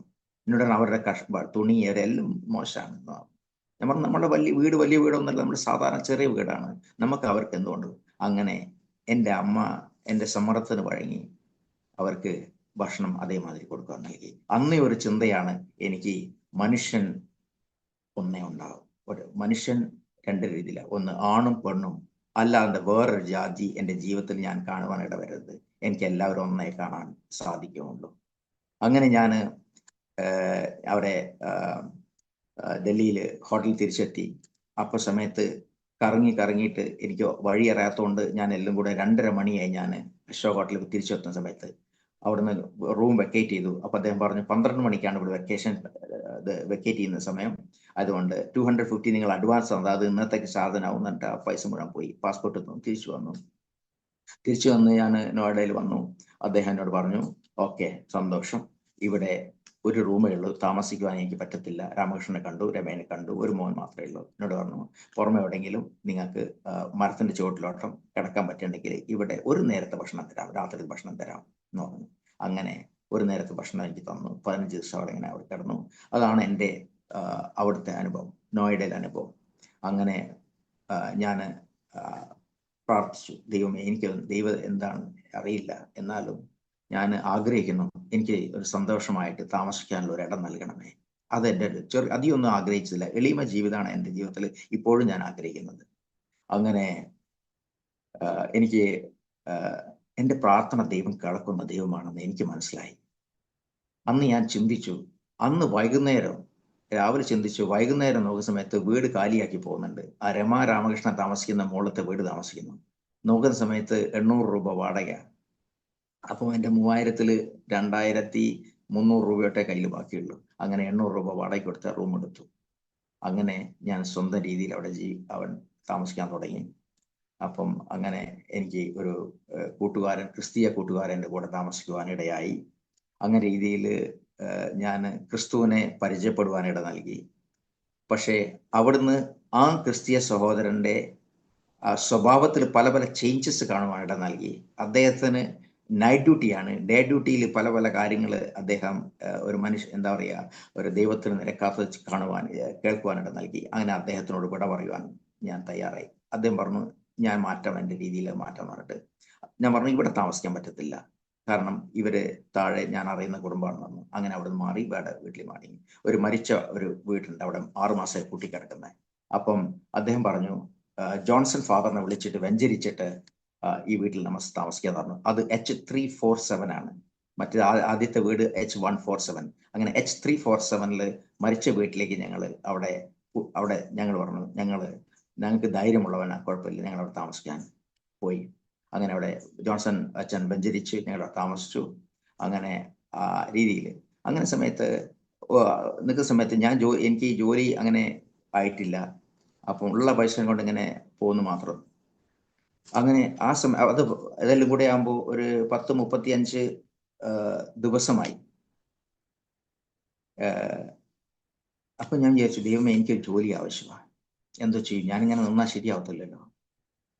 അങ്ങനെ നിൽക്കുന്ന സമയത്ത് എനിക്കൊരു ജോലി ലഭിച്ചു 40 ദിവസത്തിന് ശേഷം. അപ്പം 40 ദിവസം എന്ന രീതിയിൽ എനിക്കറിയത്തില്ല എന്തുവാണ് പ്രത്യേകത. 40 ദിവസത്തിന് ശേഷം എനിക്ക് ജോലി ലഭിച്ചു അപ്ടെക് അഡ്വാൻറ്റേജിൽ ഓഫീസ് അസിസ്റ്റൻ്റ് ആയിട്ട്. അങ്ങനെ ഞാൻ ജോലി ലഭിച്ചു. എൻ്റെ മൂത്ത ചേട്ടനെ കാണാൻ ഞാൻ പോയി. കാരണം അദ്ദേഹം വലിയ ഓഫീസറാണ്, ഞാനും കുറവാവരുത് എന്ന രീതിയിൽ ഞാൻ ടൈ കെട്ടി വളരെ രീതിയിൽ അദ്ദേഹത്തെ കാണാൻ പോയി. അദ്ദേഹം എന്നോട് പറഞ്ഞു, അയ്യോ, എന്നെ കണ്ട് കെട്ടിപ്പിടിച്ച് കരഞ്ഞു. എന്നോട് പറഞ്ഞു, നീ നഷ്ടപ്പെട്ടു എന്നാണ് കരുതുന്നത്, എവിടെ മരിച്ചു എങ്ങനെ പോയോ ഒന്നും അറിയത്തില്ല. അച്ഛനും അമ്മയും ഭക്ഷണം കഴിച്ചിട്ട് കുറേ ദിവസങ്ങളായി, വിഷണ്ണായിട്ട് കുടുംബക്കാർ മുഴുവൻ ഇരിക്കുക, പോലീസിൽ കംപ്ലൈൻ്റ് ഒന്നും ചെയ്തില്ല. അപ്പം അദ്ദേഹം എന്നോട് പറഞ്ഞു 2 ദിവസം അവിടെ താമസിക്കാൻ. 2 ദിവസം അവിടെ താമസിച്ചു. അത് കഴിഞ്ഞിട്ട് ഞാൻ രണ്ടാമതും ജോലിക്ക് അപ്ടെക് അഡ്വാൻറ്റേജിൽ കയറി. അദ്ദേഹം പറഞ്ഞു, ബൈ, ഇവിടെ സ്ഥലമില്ല എന്ന് പറഞ്ഞു. അങ്ങനെ ഞാൻ അവിടുന്ന് പിന്നെയും എൻ്റെ ജോലി പോയി. 800 രൂപ എനിക്ക് തന്നു. 2 ദിവസം നീ ജോലി ചെയ്തല്ലേ. അതിനുശേഷം വീട്ടിലെത്തി. ഞാൻ ജോലി ഇല്ലാണ്ട് നിൽക്കുന്ന സമയത്ത് ഒരു ദിവസം ഞാൻ സിഗരറ്റ് വലിച്ച് നിൽക്കുന്ന സമയത്ത്, അങ്ങനെ ഒരു ദിവസം രാവിലെ ഞാൻ ഒന്നുമില്ലാതെ ശൂന്യതയിൽ നിൽക്കുന്ന സമയത്ത്, ഞാൻ സിഗരറ്റ് വലിച്ചിങ്ങനെ നിൽക്കുന്ന സമയത്ത് എന്നോട് പറഞ്ഞു, ഇനി സിഗരറ്റ് വലിക്കരുത് എന്ന് ഒരു വ്യക്തി, ഒരു വെള്ള പാൻറ്റും കറുത്ത ഷർട്ടും ധരിച്ചൊരു വ്യക്തി ഭാര്യയോടുകൂടെ ഇങ്ങനെ പോവായിരുന്നു. അവനോട് പറഞ്ഞു. ഞാൻ പറഞ്ഞു, ഇദ്ദേഹം ആരാണ്? ഞാൻ ദൈവദാസനാണ്, ഞാനൊരു പാസ്റ്ററാണ്, എൻ്റെ പേര് ചാക്കോ വർഗീസ്, ഞാൻ ഷാരോൺ ഫെലോഷിപ്പ് ചർച്ചിലെ പാസ്റ്ററാണ് നോയിഡയിലെ എന്ന രീതിയിൽ അദ്ദേഹം എന്നെ പരിചയപ്പെടുത്തി. ഞാൻ പറഞ്ഞു, ഇല്ല പാസ്റ്റർ, ഞാൻ ഉപയോഗിക്കത്തില്ല. അദ്ദേഹം എനിക്കൊരു ബൈബിൾ വന്നു, ഇത് വായിക്കുക, ഇത് നിന്നെ നടത്തും എന്ന രീതിയിലായി. അങ്ങനെ അത് ഞാൻ വായിക്കാൻ തുടങ്ങി. അതിൻ്റെ ഇടയിൽ ഞാൻ കണ്ടത് 40 ദിവസം എന്ന രീതിയിലാണ് കണ്ടത്. ആ സമയത്ത് അതിൻ്റെ ഇടയിൽ ഞാൻ പറയാം, ഞാൻ നോയിഡയിൽ എത്തിയോ അന്ന് മുതൽ ജോലി അന്വേഷിച്ച് നടക്കുന്ന ഒരു വ്യക്തിയായിരുന്നു ഞാൻ. 40 ദിവസം ജോലി അന്വേഷിച്ചു, എനിക്ക് ലഭിച്ചില്ല. അങ്ങനെ 41ാമത്തെ ദിവസമാണ് ഞാൻ ഈ ജോലിക്ക് കയറിയത് അപ്ടെക് അഡ്വാൻറ്റേജിൽ. അത് പോയി. അങ്ങനെ നിൽക്കുന്ന സമയത്ത്, വിഷണായിട്ട് ഇങ്ങനെ നിൽക്കുന്ന സമയത്താണ് ദേവദാസൻ അതിൽ കൂടെ കടന്നു വന്നത്. അദ്ദേഹം പറഞ്ഞത് ബൈബിൾ വായിച്ചു. അങ്ങനെ അദ്ദേഹം എന്നോട് പറഞ്ഞു, ഇവിടെ ഒരു പ്രാർത്ഥന നടത്താമെന്ന് പറഞ്ഞു. അങ്ങനെ ഓക്കെ, ഞാൻ പറഞ്ഞു, ഓക്കെ, സന്തോഷം എന്ന് പറഞ്ഞു. അദ്ദേഹം അപ്പം എന്നോട് ജോയി പറഞ്ഞു, ഞാൻ ഉണ്ടാവത്തില്ല, ഞാൻ വേറെ രീതിയിലാണ് എന്ന് പറഞ്ഞിട്ട് അദ്ദേഹം വന്ന് മാറി. ഞാൻ ഒറ്റയ്ക്ക് ഉണ്ടായിരുന്നുള്ളൂ. അങ്ങനെ ഞാൻ പറഞ്ഞു, പ്രാർത്ഥന നടത്താൻ പറഞ്ഞു. അങ്ങനെ അന്ന് എൻ്റെ വീട്ടിൽ ഞാൻ പറയാം, അത്ര സ്ഥലമൊന്നുമില്ലായിരുന്നു. 45 പേരിലും കൂടുതൽ അവിടെ വന്നിരിക്കാൻ തുടങ്ങി. ഞാൻ പറഞ്ഞു, ഇത് ആദ്യമായിട്ട് കാണുകയാണല്ലോ ഇങ്ങനെയൊരു കൂട്ടം. ഞാൻ സ്വാമി ചിന്മയാനന്ദൻ്റെ ഞാൻ സ്റ്റെനോഗ്രാഫർ ആയിരുന്നു കോഴിക്കോട്ട് വരുന്ന സമയത്ത്. ആത്മചൈതന്യൻ്റെ ആത്മചൈതന്യൻ്റെ ഞാൻ സ്റ്റെനോഗ്രാഫർ ആയിരുന്നു. അദ്ദേഹത്തിനോട് പ്രവർത്തിച്ചു. ചിന്മയ മിഷനിൽ പ്രവർത്തിച്ചു. ചിന്മയ വിദ്യാലയത്തിൽ പ്രവർത്തിച്ചു.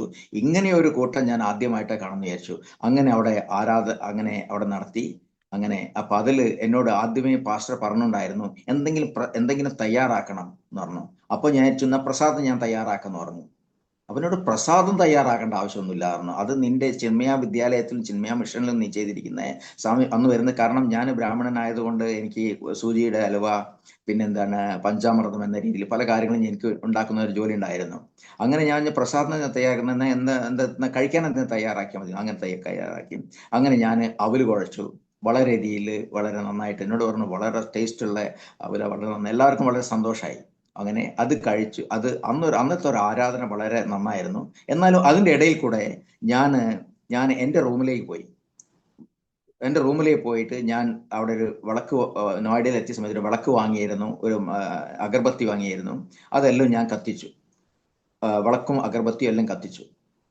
അങ്ങനെ എന്നോട് പറഞ്ഞു, ഇത് രണ്ട് കാര്യം നടക്കത്തില്ല എന്ന് പറഞ്ഞു, ഏതെങ്കിലും ഒന്നേ പറ്റത്തുള്ളൂ എന്ന് പറഞ്ഞു. അങ്ങനെ അതിന് പറഞ്ഞു, ഓക്കെ, സമയത്തെല്ലാം മാറിക്കൊള്ളുന്നു പറഞ്ഞു. അങ്ങനെ അന്നത്തെ ആ ആരാധന എൻ്റെ ജീവിതത്തിൽ പ്രത്യേക ഒരു അനുഭവമായിരുന്നു. ഒരു സന്തോഷം, ഒരു സമാധാനം. യേശുക്രിസ്തു എന്ന പേര് കേൾക്കുവാൻ, യേശുക്രിസ്തുവിന്റെ വചനം കേൾക്കുവാൻ അദ്ദേഹം എന്നോട് പറഞ്ഞു, അടുത്ത സൺഡേ മുതൽ ആരാധനയ്ക്ക് വരണം എന്ന് പറഞ്ഞു. അങ്ങനെ ഞാൻ ആരാധനയ്ക്ക് അടുത്ത കടന്നുപോയി. എന്നോട് പറഞ്ഞു സാക്ഷ്യം പറയണമെന്ന് പറഞ്ഞു. ഞാൻ പറഞ്ഞെങ്കിൽ സാക്ഷ്യം എന്ന് പറയുന്നത് എന്താണെന്ന് അറിയത്തില്ല എന്ന് പറഞ്ഞു. പക്ഷെ ഞാനൊരു പാട്ടുകാരനാണ്. കാരണം ചെറുപ്പകാലത്ത് ഞാൻ പാട്ട് പാടുന്ന രീതിയിൽ പല കാര്യങ്ങൾക്കും കലാ ഓർക്കസ്ട്ര എന്ന രീതിയിൽ പാടി, സിനിമ ഗാനത്തിൽ നല്ല രീതിയിൽ എനിക്കറിയാം. അങ്ങനെ പാടി. അപ്പൊ ഞാൻ പാട്ട് പാടി, തിരുനാമ കീർത്തനം പാടുവാനില്ലെങ്കിൽ എന്ന രീതിയിൽ പാട്ട് പാടി ഞാൻ സഭയിൽ. അപ്പൊ എന്നോട് പറഞ്ഞു നല്ല കലാകാരനാണ്, പാട്ടുകാരനെന്ന് പറഞ്ഞു. അങ്ങനെ ഞാൻ അവിടെ ഞാൻ പോയി. എല്ലാ സൺഡേയിലും ഞാൻ ആരാധനയ്ക്ക് കടന്നുപോയി. അങ്ങനെ കുറച്ച് മാസങ്ങൾ പോയി. എനിക്ക് പിന്നെ ജോലി എൻ്റെ കാര്യത്തിന് വേണ്ടി ഞാൻ ഭാരപ്പെട്ടു. പല സ്ഥലങ്ങളിലും ജോലി 1 മാസം അല്ലെങ്കിൽ 15 ദിവസം എനിക്ക് ചെയ്യാൻ കഴിഞ്ഞിട്ടുള്ളൂ. കാരണം വെച്ചാൽ പല തടസ്സങ്ങൾ, ഒന്നുകിൽ ഭാഷയുടെ പ്രശ്നം, അല്ലെങ്കിൽ പല രീതിയിൽ എനിക്ക് അവരായിട്ട് ഇടപെടുവാനുള്ള സത്യസന്ധമായ കാര്യമില്ല. കാരണം എനിക്ക് സത്യസന്ധമായ ജീവിതം ഞാൻ ആഗ്രഹിച്ചു, അത് എനിക്ക് ലഭിച്ചിട്ടില്ല എന്ന രീതിയിൽ പല കാര്യങ്ങൾക്കും ഞാൻ മാറി. അങ്ങനെ നിൽക്കുന്ന സമയത്താണ് ഒരു ദിവസം എനിക്ക് തോന്നി, ഞാൻ സഭയിൽ പറഞ്ഞു, ഇന്ന് എനിക്ക് ജോലി ലഭിക്കുകയാണെങ്കിൽ, ഇന്നല്ല നാളെ, ഇന്ന് സൺഡേ ആണ്, നിങ്ങൾ എല്ലാവരും പ്രാർത്ഥിക്കും, നാളെ എനിക്ക് ജോലി ലഭിക്കുകയാണെങ്കിൽ ഞാൻ എന്നെ യേശുക്രിസ്തുവിന് സമർപ്പിക്കും. ഞാൻ വീട്ടിൽ ഞാൻ വിളക്ക് കത്തിക്കത്തില്ല, അഗർബത്തി കത്തിക്കത്തില്ല, ഒന്നും ചെയ്യത്തില്ല എന്ന രീതിയിൽ ഞാൻ അവിടെ ജോലി അന്വേഷിച്ചു പോയി. അടുത്ത ദിവസം രാവിലെ ജോലി അന്വേഷിച്ചു പോയി, പ്ലേസ്മെന്റ് പോയി. അപ്പം 2-3 പ്ലേസ്മെന്റ് ഒന്നും കിട്ടിയില്ല. അപ്പൊ ഞാൻ ഇന്നും പോക്കാ കാര്യം. അതുകൊണ്ട് ഞാൻ സിനിമ സെക്ടർ 15 നോയിഡയിൽ, എല്ലാവർക്കും അറിയാം, സിനിമ ഹാളുണ്ട്. അവിടെ ഹാളിൽ പോയി ലൈനിൽ നിന്നു. എന്നാൽ ടിക്കറ്റ് എടുക്കുവാൻ എനിക്ക് മനസ്സ് തോന്നിയില്ല. ഞാൻ ടിക്കറ്റ് എടുത്തില്ല. എല്ലാവരും കയറിയ സമയത്ത് പിന്നെ ഞാൻ നോക്കി, ഒന്നും കൂടെ ഞാൻ പ്ലേസ്മെന്റിൽ ഒന്നും കൂടെ പോവാം. വേറെ പ്ലേസ്മെന്റ് പോയിട്ടില്ല. അവിടെ പോകുന്ന സമയത്ത് എന്താ പറഞ്ഞു, വിനോദ് ഗോവിന്ദ്, നിങ്ങൾക്ക് ഒരു ജോലി ഒരു പക്ഷേ ലഭിച്ചിരിക്കാം എന്ന രീതിയിൽ, ഇത് സ്റ്റെനോഗ്രാഫറും ടൈപ്പിസ്റ്റ് സെക്രട്ടറി എന്ന പോസ്റ്റിലായിരിക്കാം പോകുന്നതാണ്. അങ്ങനെ ഞാൻ വളരെ സന്തോഷമായി. എൻ്റെ അടുത്ത് കുറച്ച് പൈസ ഉണ്ടായിട്ടില്ല, അധികം പൈസ ഒന്നും ഉണ്ടായിട്ടില്ല. അതുകൊണ്ട് ഞാൻ ഫേസ് ടു നോയിഡയിൽ പോയി. അവിടെ ഗോൾഡൻ പീക്കോക്ക് ഓവർസീസ് ലിമിറ്റഡിൽ അവിടെ ഞാൻ പോയി ഇന്റർവ്യൂവിന് ചെന്നു. 5 മണിക്കൂർ ഇന്റർവ്യൂവിന് ശേഷം ദൈവകൃപ എന്ന് പറയേണ്ട ആ ജോലി എനിക്ക് ലഭിച്ചു. ഞാൻ അതിൽ സന്തോഷവാനായി. അങ്ങനെ ഞാൻ അടുത്ത സൺഡേയിൽ വന്ന് കർത്താവിനെ പൂർണ്ണമായും ഞാൻ സ്വീകരിച്ചു. ഇനി എൻ്റെ ഇടയിൽ ഒരു വഴി മാത്രം, അത് യേശുക്രിസ്തുവിന്റെ വഴി മാത്രമായിരിക്കും എന്ന് പറഞ്ഞു. അങ്ങനെ പക്ഷേ ഞാൻ ചിന്തിച്ചു, ഇത് പൂർണ്ണമായി എനിക്ക് മാറണമെങ്കിൽ ഇനിയും കുറച്ച് അത്ഭുതങ്ങൾ പറ്റും. അതിൻ്റെ ഇടയിൽ പല അത്ഭുതങ്ങളും നടന്നു. പല പ്രാർത്ഥനകളും ദൈവം കേട്ടു. യേശുക്രിസ്തു സത്യ ദൈവമെന്ന് എനിക്ക് അറിയുവാൻ എൻ്റെ ജീവിതത്തിൽ കൃപ നൽകി. അതെന്താ അറിയത്തില്ല. ദൈവം എന്തുകൊണ്ട് എന്നെ കേരളത്തിൽ നിന്ന് നോർത്ത് ഇന്ത്യയിൽ കൊണ്ടുവന്ന എനിക്കറിയില്ല. അത് ദൈവത്തിന്റെ കൃപ. അപ്പൊ അവിടെ വന്ന ശേഷം ഞാൻ പ്രത്യേകതയായിരുന്നു ദൈവത്തിന്. കാരണം മറ്റുള്ളവർ, എൻ്റെ കുടുംബക്കാർ ചോദിച്ചു പറയണം, യേശുക്രിസ്തു നിന്റെ ജീവിതത്തിൽ എന്ത് ചെയ്തു, എന്ത് അത്ഭുതം ചെയ്തു എന്നുള്ളത്, ഇത് എനിക്ക് എവിഡൻസായി പറയണം. അങ്ങനെ ഞാൻ പല രീതിയിലും എൻ്റെ പ്രാർത്ഥന ദൈവം കേട്ടു. അങ്ങനെ ഞാൻ ജോലിക്ക് ജോയിൻ ചെയ്തു. അവൻ്റെ ഇടയിൽ എല്ലാവരുടെയും മുന്നിൽ ഞാൻ വളരെ ഇതായി. പല ഡിപ്പാർട്ട്മെൻ്റായിട്ട് എനിക്ക് കണക്ഷൻ വന്നു. അന്നും കോർഡിനേഷനാണ്. Purchase department, QA department, marketing department, works department എന്ന രീതിയിൽ പല ഡിപ്പാർട്ട്മെൻറ്റ് ഞാൻ കോർഡിനേഷനായി. അങ്ങനെ ഞാൻ അവിടെ നന്നായി പ്രവർത്തിച്ചു.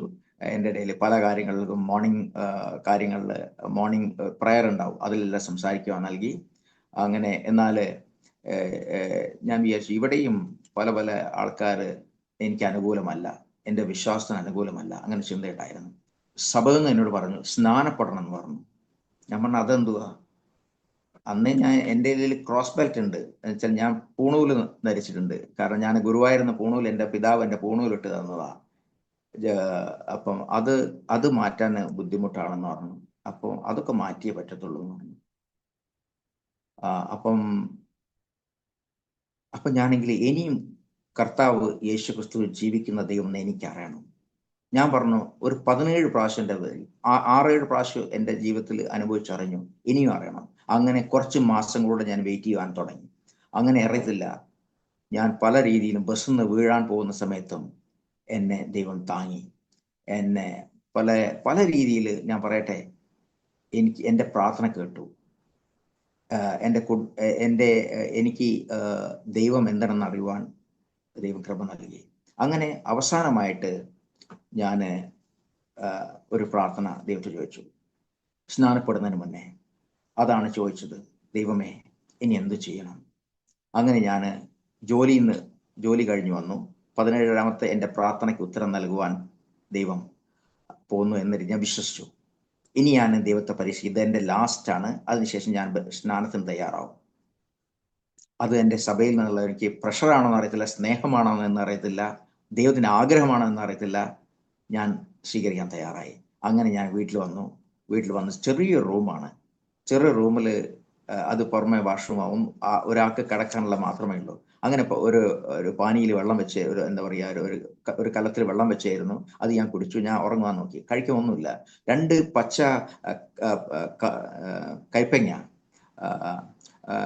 കൈപ്പങ്ങ, ഞാൻ കോഴിക്കോട്ടുകാരൻ്റെ ഭാഷയ്ക്ക് എന്താ വിശ്വാസമുണ്ട്, ക്ഷമിക്കണം. അത് പച്ച കൈപ്പങ്ങ ഞാൻ 2 ഉണ്ടായിരുന്നു, അത് കഴിച്ചു. അതെൻ്റെ കുരുവോടുകൂടെ അത് കഴിച്ചു. എനിക്ക് വയറ് തൃപ്തനായി. കാരണം ഞാൻ വിചാരിച്ചു ഇത് വിറ്റാമിൻ ആയിരിക്കുമല്ലോ, പാകം ചെയ്യുവാൻ പറ്റിയില്ല, വിശപ്പടകണല്ലോ. പക്ഷെ ഞാൻ ആരോടും ചോദിച്ചില്ല ഭക്ഷണം വേണമെന്ന് വന്നു. പാസ്റ്ററോടും വീട്ടിൽ അവിടെ പോയിട്ടൊന്നും ചോദിച്ചില്ല. എൻ്റെ അടുത്ത് നോക്കുന്ന സമയത്ത് നാളെ പോകാനുള്ള എന്തെങ്കിലും നോക്കും 2 രൂപയുടെ അടുത്തുള്ളൂ. എനിക്ക് എൻ്റെ കമ്പനിയിൽ എത്താൻ 4 രൂപ വേണം. അങ്ങനെ ഞാൻ ചോദിച്ചു, ദൈവമേ എൻ്റെ ഒരു ആഗ്രഹമാണ് ഈ 2 രൂപ 4 രൂപയാക്കി തരണമേ. അപ്പം അങ്ങനെ ഞാൻ പ്രാർത്ഥിച്ചു. അരമണിക്കൂറിൻ്റെ ഇടയിൽ ഇപ്പോൾ 9 മണിയാണ്, 9:30 മണിയാകുമ്പോഴത്തേ എനിക്ക് ഉത്തരം നൽകണം. ഇത് എൻ്റെ ദൃഢനിശ്ചയമാണ്.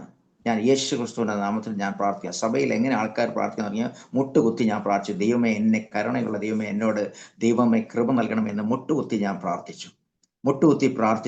സമയത്ത് 9:35 സമയത്ത് ഒരു വാതിലൊരു കൊട്ട്. വിനോദ് എവിടെയാണ് താമസിക്കുന്നത് വെച്ചു. ഞാൻ തന്നെയാണല്ലോ.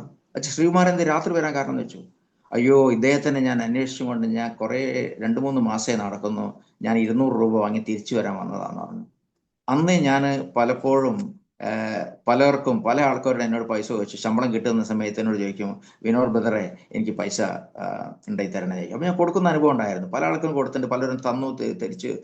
എൻ്റെ കയ്യിൽ എൻ്റെ പോക്കറ്റ് വെച്ച് ഇല്ല എന്ന് പറയുന്ന സ്വഭാവം അന്നേ ഇല്ല, ഇപ്പോഴും ഇല്ല. അപ്പം അന്ന് ശ്രീകുമാർ തിരിച്ചു വന്നു. ഞാൻ ദൈവത്തിന് ഞാൻ അന്ന് വിചാരിച്ചു, അന്നൊരു ദൃഢപ്രതിഷ്ഠ ചെയ്തു, ഇനി ഞാൻ ജീവിക്കുകയാണെങ്കിൽ കർത്താവായ യേശു ക്രിസ്തുവിന് ജീവിക്കും. കാരണം എൻ്റെ യേശു ക്രിസ്തു 17ാമത്തെ സമയത്ത് എൻ്റെ ജീവിതത്തിൽ ഉത്തരം നൽകിയ ദൈവമാണ്. ഇനി ഞാൻ ദൈവത്തെ പരീക്ഷിക്കില്ല, മരണം വരെ ഞാൻ വിശ്വസ്തനായിരിക്കും എന്ന് ദൃഢപ്രതിഷ്ഠ ചെയ്തു. അങ്ങനെ ഞാൻ സമാധാനത്തോടുകൂടെ സന്തോഷത്തോടുകൂടെ ഇറങ്ങി. ഞാൻ പാസ്റ്ററോട് പോയി കാര്യങ്ങളെല്ലാം പറഞ്ഞു. അങ്ങനെ ഞാൻ പറയട്ടെ, ഷാരോൺ ഫെലോഷിപ്പ് ചർച്ചിലെ മണക്കാലയിലെ തങ്കച്ചായൻ എന്നെ സ്നാനപ്പെടുത്തി. ഫരീദാബാദിലെ കൺവെൻഷന്റെ സമയത്ത് 1995 ഏപ്രിൽ 14-ാം തീയതി ഈസ്റ്റർ ഡേ അന്ന് ഞാൻ സ്നാനപ്പെട്ടു. അപ്പം വളരെ സന്തോഷമായി. കാരണം വേറൊരു സഹോദരിയെ സ്നാനപ്പെടുത്താനായിട്ടാണ് പോയത്. പക്ഷെ അന്നും എൻ്റെ മനസ്സിലൊരു സംഘർഷം, സ്നാനപ്പെടണോ വേണ്ടയോ? കാരണം ഞാൻ 144 കുടുംബത്തിലധികം ഞാൻ വളരെയധികം എന്താ പറയുക പരമ്പരാഗതമായിട്ടുള്ള ബ്രാഹ്മണ കുടുംബത്തെ ഒഴിവാക്കേണ്ട ഒരു ഗതിമേടാണ്. ഇങ്ങനെ രീതിയിൽ ഇങ്ങനെ പലപ്പോഴും വന്നു.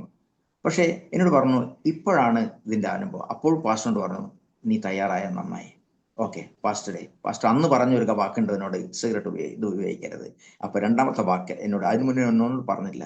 അങ്ങനെ അദ്ദേഹം പറഞ്ഞു, അദ്ദേഹത്തിന്റെ വാക്കിന് ഞാൻ വില കൊടുത്തു, ഞാൻ സ്നാനപ്പെടുവാൻ തയ്യാറായി. അതാണ് എൻ്റെ ഒരു രണ്ടാമത്തെ വഴിത്തിരിവ്. അങ്ങനെ അതിനുശേഷം ഞാൻ ആഗ്രഹിച്ചു എനിക്കൊരു കുടുംബം വേണം. അങ്ങനെയാണ് ഞാൻ ആഗ്രഹിച്ചു. ഒരു സഹോദരി, ദൈവം മാത്രം ആശ്രയം, പിന്തുണയ്ക്കുവാൻ ആരുമില്ലാത്ത ഒരു സഹോദരി. ആ സഹോദരിക്ക് എനിക്ക് കൈത്താങ്ങാവാൻ പറ്റേണ്ടത് നന്നായി.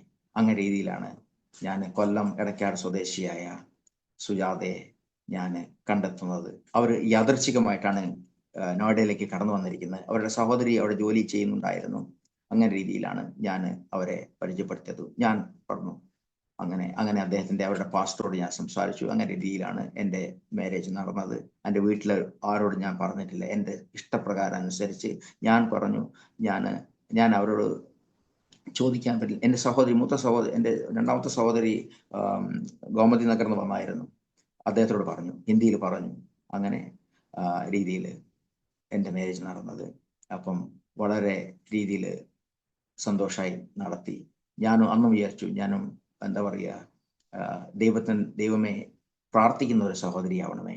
ഇപ്പോഴും ആ സഹോദരി പ്രാർത്ഥിക്കുന്ന സഹോദരിയാണ്. അവർ ഉർസലൻ കോൺവെന്റ് സീനിയർ സെക്കൻഡറി സ്കൂളിലെ ടീച്ചറായിട്ട് ഇപ്പോൾ ജോലി ചെയ്യുന്നു.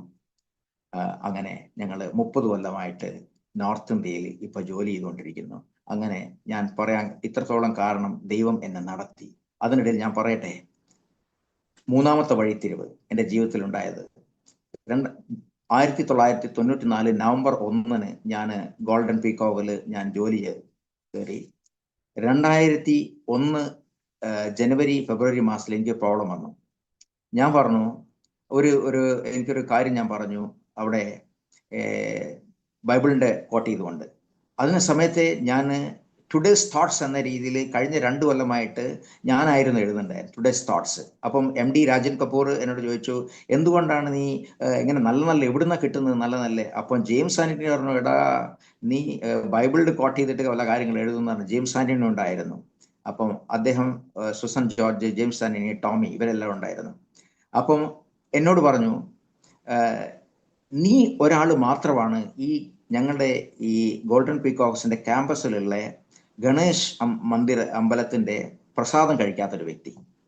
ജെയിംസ് ആന്റണി കഴിക്കും, സുസൻ ജോർജ് കഴിക്കും, ടോമി കഴിക്കും, ബട്ട് നീ എന്തുകൊണ്ട് കഴിക്കുന്നില്ല?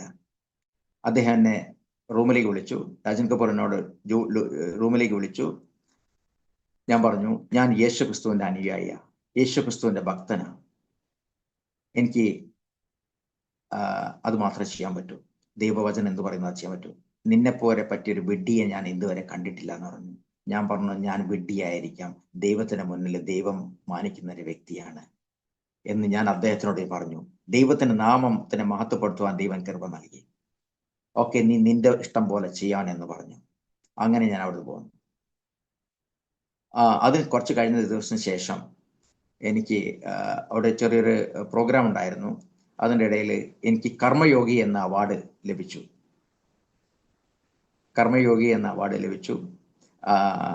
അത് എല്ലാവർക്കും, അതിൻ്റെ ഇടയിൽ വർക്കേഴ്സിന് മുന്നിൽ ഒരാൾക്കും ഞാൻ സ്റ്റാഫിന് മുന്നിൽ ഒരാൾക്കും. ഇങ്ങനെ ഞാനൊരു അവാർഡ്, ഞാൻ ദൈവമേ ഞാനിതിനൊന്നും യോഗ്യനല്ല. കാരണം എന്ന് വെച്ചാൽ കർമ്മയോഗി അവാർഡ് എന്തിനാ ലഭിച്ചു വെച്ചാൽ, കമ്പ്യൂട്ടർ എനിക്ക് അറിയില്ലായിരുന്നു, ഇന്റർനെറ്റ് അറിയില്ലായിരുന്നു. എന്നാൽ ഞാൻ എവിടെയായിരുന്നോ ആ സമയത്ത് ഞാൻ പ്രാർത്ഥിക്കുന്ന ഒരു വ്യക്തിയായിരുന്നു. അതെനിക്കറിയാം. അവനോട് പറഞ്ഞു, ISO 9002 ഡോക്യുമെന്റേഷന്റെ സർട്ടിഫിക്കേഷന് NV വെറിറ്റാസ് നീ ആയിരിക്കണം എല്ലാ ഡോക്യുമെന്റേഷൻ പ്രിപ്പയർ ചെയ്യേണ്ടത്. അതെല്ലാം കമ്പ്യൂട്ടർ പ്രിപ്പയർ ആക്കി കണ്ടേ പറ്റൂ എന്ന് പറഞ്ഞു. അങ്ങനെ രാജൻ കപൂറിന്റെ ഡയറക്ടറിന്റെ അദ്ദേഹത്തിന് മുന്നിൽ തന്നെ CEO, അഡ്മിനിസ്ട്രേഷൻ ജനറൽ മാനേജർ, പിന്നെ ജനറൽ മാനേജർ, ഇവരെല്ലാവരുടെ മുന്നിൽ അതിൻ്റെ ഇടയിൽ കൊണ്ടിരുത്തി. എന്നോട് പറഞ്ഞു, ഇവിടെ കമ്പ്യൂട്ടർ വരും, നാളെ വരും, നിനക്ക് വേണ്ടി കമ്പ്യൂട്ടർ ഓർഡർ ചെയ്യുന്നുണ്ട്, പ്രിന്റർ ഓർഡർ ചെയ്യുന്നുണ്ട്, ഇതെല്ലാം തുടങ്ങിക്കോളാൻ പറഞ്ഞു. അങ്ങനെ ഞാൻ അന്ന് എല്ലാവരും കമ്പനി ബന്ദ് ചെയ്യുന്നത് 6 മണിക്കാണ്. പക്ഷേ ചില മാനേജർമാരും ഞാനും എല്ലാവരും 8 മണിക്ക്. അപ്പം ഞാൻ പറഞ്ഞു ഞാൻ 6 മണിക്ക് പോകുന്നില്ല, ഞാൻ പാർട്ടിക്കും, എനിക്ക് 8 മണി വരെ ഞാൻ വർക്ക് ചെയ്യാൻ തുടങ്ങി. അങ്ങനെ 8 മണി മുതൽ വർക്ക് ചെയ്ത് 6 മാസത്തിനിടയിൽ പ്രൊസീജിയർ മാനുവൽ ഉണ്ടാക്കി. അത് കഴിഞ്ഞ ശേഷം ഞാൻ ദൈവത്തിന് കൃപ എന്ന് പറയട്ടെ, ANV വെറിട്ടാസ് പ്രീതി വിഹാർ ഡൽഹിയിൽ നിന്നുള്ള സർട്ടിഫിക്കേഷൻ ISO 9000 കൊടുക്കുവാൻ ദൈവം കൃപ നൽകി. അതാണ് എന്നെ കർമ്മയോഗി എന്ന രീതിയിൽ. കാരണം എനിക്ക് ചെയ്യാൻ പറ്റുന്ന, എന്നെ ശക്തനാക്കുന്ന സകലത്തിനും മതിയാവുന്നുള്ള വചനമാണ് എന്നെ അതിലേക്ക് എന്നെ നടത്തി. എനിക്കറിയാം ഇപ്പോൾ ഞാൻ വിളിക്കുന്നത് എന്നെ ശക്തനോ, ഞാൻ ഒന്നിനും മതിയല്ല ദൈവമേ. കാരണം ദൈവത്തിന്റെ ശക്തി ലഭിക്കുമ്പോൾ നാം ഒന്നും അല്ലാതാണ്, അത്ഭുതമായി തീരും. അങ്ങനെ ഞാൻ അവിടുന്ന് പറഞ്ഞു ഇനി സർട്ടിഫിക്കേഷൻ ലഭിച്ചു, ഇനി ഇവിടെ നിൽക്കാൻ പറ്റും തോന്നുന്നില്ല. കാരണം വെച്ചാൽ അതിനുശേഷം ഞാൻ അവിടുന്ന് ഞാൻ മാറിയില്ല. അപ്പോൾ ഞാൻ അന്ന് വൈകുന്നേരം പോയി. അന്ന് വൈകുന്നേരം അവിടുന്ന് ടോമി എന്നോട് പറഞ്ഞു ഞാൻ നിന്നെ ബങ്കയിൽ നിന്നെ കൊണ്ടുവിടാം, വീട്ടിൻ്റെ അവിടെ കൊണ്ടുവിടാം എന്ന് പറഞ്ഞ് കൊണ്ടുപോയി. പോകുന്ന സമയത്ത് വഴിക്ക് ഒരു ആക്സിഡന്റ് ആയി. എൻ്റെ ആക്സിഡന്റ് ആയ സമയത്ത് എനിക്ക് കാലിന് ഭയങ്കരമായിട്ട് പരിക്ക് പറ്റി. അപ്പൊ അത് കഴിഞ്ഞിട്ട് അത് പറയട്ടെ, 1 മാസത്തോളം എനിക്കത് ഭയങ്കര പ്രോബ്ലം, നടക്കാൻ പറ്റുന്നില്ല. ഡോക്ടർമാർ പറഞ്ഞു എന്തോ ചെയ്യുന്ന അറിയത്തില്ല, എല്ലിനുള്ളിൽ എന്ത് പറ്റിയെന്ന് അറിയത്തില്ല. മാനേജ്മെന്റ് റെപ്രസെന്റേറ്റീവ് പറഞ്ഞു ഇങ്ങനെ നൊണ്ടിക്കൊണ്ട് വന്നാൽ ശരിയാവത്തില്ല, നിനക്ക് ട്രീറ്റ്മെന്റ് ശരിക്കും ചെയ്തേ പറ്റുമോ എന്ന് പറഞ്ഞു. അങ്ങനെ ഞാൻ പറഞ്ഞു, മാനേജ്മെന്റ് റെപ്രസെന്റേറ്റീവ് പറഞ്ഞു, ഞാൻ പറഞ്ഞു ദൈവമേ ഞാൻ അങ്ങിൽ ആശ്രയിക്കുന്നു. സാവിത്രി ഹോസ്പിറ്റൽ ബങ്കയിൽ നിന്ന് എന്നോട് പറഞ്ഞു 750 രൂപയുടെ ഒരു ഇഞ്ചക്ഷൻ ഉണ്ട്, അതിനുള്ളിൽ കയറ്റിയിട്ടുണ്ടെങ്കിൽ, ഈ കാലിനോട് കയറ്റിയിട്ടുണ്ടെങ്കിൽ ഒരു പക്ഷേ സുഖമായിരുന്നു പറഞ്ഞു. അങ്ങനെ ഞാൻ പറഞ്ഞു എനിക്ക് അതിനുള്ള ശക്തിയില്ല ദൈവമേ, ഇങ്ങനെ ഇഞ്ചക്ഷൻ വലിയ കാലുണ്ടല്ലോ. ഞാൻ അന്ന് ആശ്രയിച്ചു, ദൈവത്തോട് പ്രാർത്ഥിച്ചു, ദൈവമേ ഇന്ന് എനിക്ക് മുഴുവൻ സൗഖ്യം പ്രാർത്ഥനയ്ക്ക് തരുവാണെങ്കിൽ 750 രൂപയുടെ ഇഞ്ചക്ഷൻ അല്ല, ഞാൻ അങ്ങയുടെ വേല ചെയ്തുകൊള്ളാം, എൻ്റെ 3ാമത്തെ വഴി തരും. അങ്ങനെ ഞാനത് പ്രാർത്ഥിച്ചു. എൻ്റെ വൈഫും ഉണ്ടായിരുന്നു പ്രാർത്ഥിക്കുന്ന സമയത്ത്. ദൈവത്തിന്റെ അത്ഭുതം എന്ന് പറയട്ടെ, അത് പിന്നെയുള്ള ഒരു ദൈവത്തിന്റെ അനുഗ്രഹം പറയട്ടെ, പൂർണ്ണമായിട്ടും ഞാൻ സൗഖ്യമായി. സാവിത്രി ഹോസ്പിറ്റലിൽ ഞാൻ ഡോക്ടറോട് പറഞ്ഞു ഇനി ഇഞ്ചക്ഷൻ ഇദ്ദേഹത്തിന്റെ ആവശ്യമില്ല, ഞാൻ സൗഖ്യമായി. ഞാൻ യേശു ക്രിസ്തുവിനോട് പ്രാർത്ഥിച്ചു, ഹോസ്പിറ്റലിൽ പ്രാർത്ഥിച്ചു, ദൈവം സൗഖ്യമാക്കിയോ. ഇതെങ്ങനെ തോന്നിയോ? മാനേജ്മെന്റ് റെപ്രസെന്റേറ്റീവ് കമ്പനി പോയി പറഞ്ഞു സൗഖ്യമായി എന്ന് പറഞ്ഞു. അങ്ങനെ പറഞ്ഞു ഞാൻ ഇനി ജോലി ചെയ്യാൻ ആഗ്രഹിക്കുന്നില്ല, ഇനി ഞാൻ ദൈവവേല ചെയ്യുവാൻ ആഗ്രഹിക്കുവാണെന്ന് പറഞ്ഞു. നല്ലൊരു ജോലിയിൽ മരിച്ചിട്ട് നീ ഒന്നുമില്ലാത്ത ആവാൻ പോവാന്ന് പറഞ്ഞു. കാരണം ഞാൻ എല്ലാവർക്കും അറിയാം യേശു ക്രിസ്തുവിന്റെ നാമത്തിൽ ഇവൻ പ്രവർത്തിച്ച സമയത്ത് മഴ നിന്നു, ലൈറ്റ് ഇല്ലാത്ത സമയത്ത് ലൈറ്റ് വരുവാൻ ഇട നൽകി. അങ്ങനെ പല രീതിയിലും അത്ഭുതം കണ്ടതാണ്. ഞാൻ ജനറൽ മാനേജർ പറഞ്ഞാണ് ഇദ്ദേഹം ഒരു മെഴുകുതിരിയാണ്, ലോകത്തിന്റെ സമസ്ത അന്ധകാരം മുഴുവൻ ഈ ലോകത്തിന്റെ തിരിയെ നിങ്ങൾ കടത്തുവാൻ ശ്രമിച്ചാലും സർ ജനറൽ മാനേജർ നിങ്ങളെ ആരും നശിപ്പിക്കാൻ പറ്റില്ല. അങ്ങനെ പല രീതിയിലും ദൈവവചനത്തിലും അദ്ദേഹത്തിനെ ഞാൻ പ്രോത്സാഹിപ്പിച്ച. അപ്പൊ എന്നോട് പറഞ്ഞു, വേറൊരു ജനറൽ മാനേജർ എന്നോട് പറഞ്ഞു, എനിക്ക് രണ്ടാമത്തെ പ്രഷറായി. വേറെ എന്നോട് പറഞ്ഞു നിനക്ക് കോൾ ഒരുപാട് വരുന്നുണ്ട്, അത് വരുന്നത് മുഴുവൻ ഡൽഹിയിൽ നിന്നാണ് വരുന്നത്, ഇതിനൊന്നും പറ്റിയ സ്ഥലമല്ലാതെന്ന് പറഞ്ഞു. അപ്പൊ ഞാൻ പറഞ്ഞു സാറേ അത് ദൈവത്തിന്റെ ജനമാണ് എന്നെ വിളിക്കുന്നത്, എൻ്റെ സുഹൃത്തുക്കൾ എന്നെ വിളിക്കുന്നത്, അപ്പോൾ അവരുടെ കോള് ഡിസ്റ്റർബ് ചെയ്യാൻ പറ്റത്തില്ല പറഞ്ഞു. എന്നോട് പറഞ്ഞു അതൊന്നും ഇവിടെ നടക്കത്തില്ല എന്ന് പറഞ്ഞു. അങ്ങനെ ഞാൻ പറഞ്ഞു സർ ഇത് ശരിയാവത്തില്ല. അങ്ങനെ ഞാൻ അദ്ദേഹത്തിനോട് ആ വാക്ക് പറഞ്ഞോ അത് അദ്ദേഹം തിരസ്കരിച്ചു. ഞാൻ പറഞ്ഞു, ഞാൻ ദൈവത്തോട് വീട്ടിൽ വന്ന് പറഞ്ഞു, ദൈവം ഇത് യശ്വന്ത് കുമാറിന്റെ ജീവിതത്തിലെ നാശത്തിന് കാരണമായി തരുമെന്ന്, അദ്ദേഹത്തെ അനുഗ്രഹിക്കണമെന്ന് പറഞ്ഞു. എന്തെന്നറിയത്തില്ല, 2 ദിവസത്തിന് ശേഷം രാജൻ കപൂറിന്റെ ഓർഡർ പോയി, യശ്വന്ത് കുമാർ നിനക്കിവിടെ ജോലി ചെയ്യാൻ പറ്റത്തില്ലെന്ന് പറഞ്ഞു. കാറിൽ പോയിക്കോ, ഡ്രൈവർ തിരിച്ചു വിട്ടേക്കുന്നതാണ്. അങ്ങനെ അദ്ദേഹം പറഞ്ഞു മറ്റന്നാൾ അദ്ദേഹത്തിനെ മാറ്റി. എന്നോട് ആര് എതിർത്തുവോ അതിനെല്ലാം ദൈവത്തിന്റെ എന്താണെന്ന് അറിയത്തില്ല. അങ്ങനെ എനിക്ക് പല കാര്യങ്ങളും ഓപ്പോസിഷനായി. അമ്പലത്തിൽ നിന്ന് പ്രസാദം വാങ്ങത്തില്ല, ജെയിംസ് ആന്റണി കഴിക്കുന്നുണ്ട്. ഞാൻ പറഞ്ഞു അതൊന്നും എനിക്ക് അറിയത്തില്ല, ഞാൻ യേശുവിന്റെ വചനം എന്ത് പറയുന്നു അത് ചെയ്യത്തുള്ളൂ. അങ്ങനെ ഞാൻ അവിടുന്ന് ജോലി രാജിവെച്ചു. വീട്ടിലെത്തിയ സമയത്ത് അധികം സാധനങ്ങളൊന്നും വീട്ടിലൊന്നും ഉണ്ടായിട്ടില്ല. 1.5 മാസത്തേക്ക് എനിക്ക് ഒരു ജോലിയില്ല. ഞാനും എൻ്റെ വൈഫും മോനും എന്താണോ ജീവിതത്തിൽ ഉണ്ടായിരുന്നത് മനുഷ്യരോട് ചോദിക്കുന്നത് നിർത്തി ഞാൻ പ്രാർത്ഥിക്കുന്ന വ്യക്തി മാത്രമായി. പലരും അറിയത്തില്ല, പല കാര്യങ്ങളും വീട്ടിൽ കൊണ്ടുവന്നു. അങ്ങനെ എന്നോട് ഒരു വ്യക്തി എന്നോട് പറഞ്ഞു, ദേവദാസൻ എന്നോട് പറഞ്ഞു, നീ 3 ദിവസം ഉപവാസം എടുക്ക്. ഞാൻ പറഞ്ഞു 3 ദിവസം എന്തുകൊണ്ടാ പറയുന്നത്? യേശു ക്രിസ്തു 3-ാമത്തെ ദിവസമാണ് ഉയർത്തെഴുന്നേറ്റത്, അതുകൊണ്ട് 3 ദിവസത്തിൽ നീ. അങ്ങനെ ഞാൻ വിചാരിച്ചു ഓക്കെ. ഞാൻ അന്നേ എനിക്കൊരു വ്രതം എടുക്കുന്ന സ്വഭാവം ഉണ്ടായിരുന്നു. അങ്ങനെ ഞാൻ വ്രതം എടുത്തു. ഞാൻ വെള്ളം മാത്രം കുടിച്ചു, ചായയും കുടിച്ചില്ല, ഭക്ഷണം 3 ദിവസത്തെ അന്നത്തെ ആ 3 ദിവസം ഉപവാസം അതെൻ്റെ ജീവിതത്തിൽ ഭയങ്കര ഒരു മാറ്റം വന്നു എന്ന് പറയാം. അങ്ങനെ എൻ്റെ ജീവിതത്തിൽ എൻ്റെ മുഖത്തൊരു പ്രകാശം, എൻ്റെ മനസ്സിലൊരു സന്തോഷം, എന്നും കിട്ടാത്ത, ഞാനൊരു ശാരീരിക വ്യക്തിയല്ല, ഞാനൊരു ആത്മീയനായി മാറുന്നതിൻ്റെ പ്രത്യേകമായിട്ടുള്ള ഒരു കാഴ്ചപ്പാട് എനിക്ക് ജീവിതത്തിൽ കാണാനാണ്. അങ്ങനെ ഞാൻ അവിടുന്ന് മാറി. അങ്ങനെ സമയത്ത് പേപ്പർ ഞാൻ വായിച്ചു. അതിന് സമയത്ത് ഗ്രേസ് കൺസൾട്ടൻസ് എന്ന ഒരു പേര് അതിൽ കണ്ടു. അവിടെ ഞാൻ ഇൻ്റർവ്യൂവിന് പോയി. അടുത്ത ദിവസം തിങ്കളാഴ്ച തന്നെ, കാരണം 3 ദിവസത്തെ ഫാസ്റ്റിംഗ്, വെള്ളി ശനി ഞായർ. ഓക്കെ. അതിനുശേഷം ഞാൻ തിങ്കളാഴ്ച ജോലിക്ക് പോയി ഗ്രേസിന്. അപ്പം എന്നോട് ഉഷ എഡ്വാർഡ് ആയിരുന്നു, സെക്ടർ 29 നോയിഡയിൽ. അദ്ദേഹത്തിനോട് കമ്പ്യൂട്ടർ ഓപ്പറേറ്റർ, നീ കമ്പ്യൂട്ടറിൽ എക്സ്പെർട്ടായി എന്നൊക്കെയാണ് ഇപ്പം മനസ്സിലാക്കുന്നത്, കമ്പ്യൂട്ടറിൽ. അപ്പം കമ്പ്യൂട്ടർ ഓപ്പറേറ്റർ ജോലി ചെയ്യാൻ പറഞ്ഞു. എന്നോട് റെഫറൻസ് തരണം എന്ന് പറഞ്ഞു. ഞാൻ പറഞ്ഞു രാജു എബ്രഹാം എന്നാണ്. എന്നോട് അപ്പം നീ വിനോദ് ഗോവിന്ദൻ, നീ രാജു എബ്രഹാം റെഫറൻസ് തരുന്നത്, വേറെ ആരും ഇല്ല എന്ന് വെച്ചു. ഞാൻ പറഞ്ഞു ഞാൻ ക്രിസ്തു മത വിശ്വാസിയാണ്, ക്രിസ്തുവിൻ്റെ ഞാൻ വേല ചെയ്യുവാൻ സമർപ്പിക്കേണ്ട വ്യക്തിയാണ് എന്ന് പറഞ്ഞു. അങ്ങനെ എന്ന് പറഞ്ഞു ഓക്കെ എന്ന് പറഞ്ഞു. ഇതല്ല നിനക്ക് പറ്റിയ ജോലി, ഞാനൊരു സ്ഥലത്തേക്ക് അയക്കുന്നു, അവിടെ പോവാ. അവിടെ ഒരു വ്യക്തി ഇട്ടുണ്ട്, ഒരു ക്രിസ്ത്യൻ ലീഡർ ഒറ്റയ്ക്ക് ഇരിക്കുന്നുണ്ട്. അദ്ദേഹം ഒരു സ്ക്വാഡ്രൺ ലീഡറാണ്. അദ്ദേഹം ഒരു മിഷൻ പ്രവർത്തനം തുടങ്ങുവാൻ പോവുക എന്നാണ്. അങ്ങനെ ഞാൻ അവിടേക്ക് പോയി. അദ്ദേഹം പോകുന്ന സമയത്ത് ഒറ്റയ്ക്ക് അദ്ദേഹം ഒരു ചെയറും ഒരു ടേബിളൊക്കെ ഇരിക്കുന്നുണ്ട്. Squadron leader Mohan Philip. അദ്ദേഹത്തിൻ്റെ അടുത്തേക്ക് അദ്ദേഹം എന്നോട് പോയി. അപ്പം എന്നോട് പറഞ്ഞു കൊള്ളാം, ബയോഡേറ്റ എല്ലാം കൊള്ളാം, നല്ല കാര്യങ്ങളെല്ലാം. എനിക്ക് കിട്ടിയ ഞാൻ കർമ്മയോഗി അവാർഡ് ഇതിൻ്റെ എല്ലാം കാണിച്ചു കൊടുത്തു. എന്നോട് പറഞ്ഞു ഓക്കെ ഞാൻ പ്രാർത്ഥിക്കട്ടെ, 2 ദിവസം റിപ്ലൈ തരാമെന്ന് പറഞ്ഞു. അങ്ങനെ ഞാൻ 2 ദിവസം പ്രാർത്ഥിച്ചു. ഞാൻ സുജാതനോട് പറഞ്ഞു നമുക്ക് 2 പ്രാർത്ഥിക്കാമെന്ന് പറഞ്ഞു. ദേവദാസനും രാജീവനാണ് പറഞ്ഞു. ഞങ്ങൾ പ്രാർത്ഥിച്ചു. ഞാൻ അദ്ദേഹത്തിൻ്റെ ലാൻഡ് ലൈൻ, അന്നത്തെ മൊബൈലൊന്നും ഇല്ല, സമയത്തില്ല. അപ്പം ഞാൻ ലാൻഡ് ലൈൻ വിളിച്ചു. അദ്ദേഹം പറഞ്ഞു ഓക്കെ നിനക്ക് നാളെ തന്നെ ജോയിൻ ചെയ്യാമെന്ന്. അങ്ങനെ ജൂൺ 2001 ഞാൻ അവിടെ ജോയിൻ ചെയ്തു. അതിനുശേഷം ഞാൻ അവിടുന്ന് എന്നോട് പറഞ്ഞു ട്രെയിനിങ്ങിന് പോകണം എന്ന് പറഞ്ഞു. ലുധിയാന ട്രെയിനിങ്ങിന് പോകണം. അങ്ങനെ 3 ദിവസത്തെ ട്രെയിനിങ്ങിന് പോയി. ഞാൻ അവിടെ പോയി ഉത്തർപ്രദേശ് അക്കൗണ്ട്സ് കോർഡിനേറ്റർ എന്ന രീതിയിൽ ദൈവം എന്നൊക്കെ പറയും. ഞാൻ പറഞ്ഞു ഞാൻ അക്കൗണ്ടന്റും അല്ല, അസിസ്റ്റന്റും അല്ല, ഉത്തർപ്രദേശ് അക്കൗണ്ട്സ് കോർഡിനേറ്റർ എന്ന രീതിയിൽ എന്നെ ഉയർത്തി. ദൈവമേ ഞാൻ ഇതിനൊന്നും യോഗ്യനല്ലെന്ന് പറഞ്ഞു. എന്നോട് you will do much thing. അതിനുശേഷം പറയട്ടെ,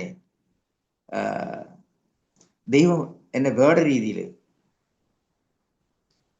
എന്നെ നടത്തി. കാരണം വെച്ചാൽ എന്നോട് പറഞ്ഞു ഒരു കാര്യം ചെയ്യുക, നമുക്കൊരു പ്രോഗ്രാം ഉണ്ട്, 25 പേരുടെ മീറ്റിങ്ങിന് ആൾക്കാർ വരുന്നു പറഞ്ഞു. നമ്മൾ മിഷൻ പ്രവർത്തനം തുടങ്ങാൻ പോകാന്ന് പറഞ്ഞു. അങ്ങനെ 25 പേരുടെ മീറ്റിംഗ് വന്നു. അങ്ങനെ ദിലീപ് ആയിരുന്നു ഭക്ഷണത്തിന് പ്രിപ്പയർ ചെയ്തിരിക്കുന്നത്. നാളെ മീറ്റിംഗ് ആണെങ്കിൽ ദിലീപ് എന്ന് പറഞ്ഞു എനിക്ക് ഭക്ഷണം ചെയ്യാൻ പറ്റത്തില്ല, അത് വലിയ പ്രോബ്ലംസ് ആണെന്ന് പറഞ്ഞു. അപ്പൊ എന്നോട് ചോദിച്ചു വിനോദ് എന്തോ ചെയ്യും, നമുക്ക് ഭക്ഷണത്തിന് ആൾക്കാരില്ലല്ലോ. ഞാൻ പറഞ്ഞു എന്താ സാറേ 25 പേരുണ്ട്, ഞാൻ ഭക്ഷണം തയ്യാറാക്കാന്ന് പറഞ്ഞു. അങ്ങനെ എനിക്ക് നോർത്ത് ഇന്ത്യൻ സ്റ്റൈലിൽ ഭക്ഷണം ഉണ്ടാക്കാനൊന്നും അറിയത്തില്ല, ശരിക്കും അറിയത്തില്ല. അങ്ങനെ ഞാൻ തയ്യാറായി. ഞാൻ ദിലീപിന്റെ ഉത്തരവാദിത്തം പറഞ്ഞു നീ സബ്ജി വാങ്ങിച്ചുകൊണ്ടിരുന്നാൽ അത് ബാക്കി ഉണ്ടായി വന്നു. അങ്ങനെ ഞാൻ ഭക്ഷണം ഉണ്ടാക്കി. ഉച്ചയ്ക്ക് പകുതി ദാല് വെന്തു എന്നാ തോന്നുന്നത്. അങ്ങനെ അത്ര വലിയ ടേസ്റ്റ് എനിക്ക് തോന്നിയില്ല. അങ്ങനെ എന്നാലും ആൾക്കാർക്ക് തൃപ്തരായി. സാരമില്ല, ആദ്യമായിട്ട് ഉണ്ടാക്കുന്നതല്ലേ. അങ്ങനെ 25 പേരുടെ ഭക്ഷണം ഉണ്ടാക്കുക, 30 പേരുടെ ഭക്ഷണം ഉണ്ടാക്കുക എളുപ്പമൊന്നുമല്ല. കാരണം ഞാൻ സദ്യക്ക് പലരെയും ഹെൽപ്പ് ചെയ്താണ് പായസം ഉണ്ടാക്കാൻ, ഭക്ഷണം ഉണ്ടാക്കാൻ, എല്ലാ കാര്യങ്ങളും എനിക്കറിയാം. പക്ഷെ നോർത്ത് ഇന്ത്യൻ സ്റ്റൈലിൽ നോർത്ത് ഇന്ത്യൻ ആൾക്കാർ വരുന്ന അവർക്ക് വേണ്ടി ഉണ്ടാക്കുന്ന ഡിഫറൻസാണ്. അങ്ങനെ ഞാൻ അന്ന് ഉച്ചയ്ക്ക് ഞാൻ മുട്ടുമടക്കി ദൈവത്തോട് പ്രാർത്ഥിച്ചു, ദൈവമേ ടേസ്റ്റ് ആയിട്ടുള്ള ഭക്ഷണം ഉണ്ടാക്കുക, ഇന്ന് രാത്രി മുതൽ ഇനിയുള്ള 3-4 ദിവസം എന്നെ സഹായിക്കണമെന്ന് പറഞ്ഞു. അങ്ങനെ എനിക്ക് എന്തൊന്നും അറിയത്തില്ല.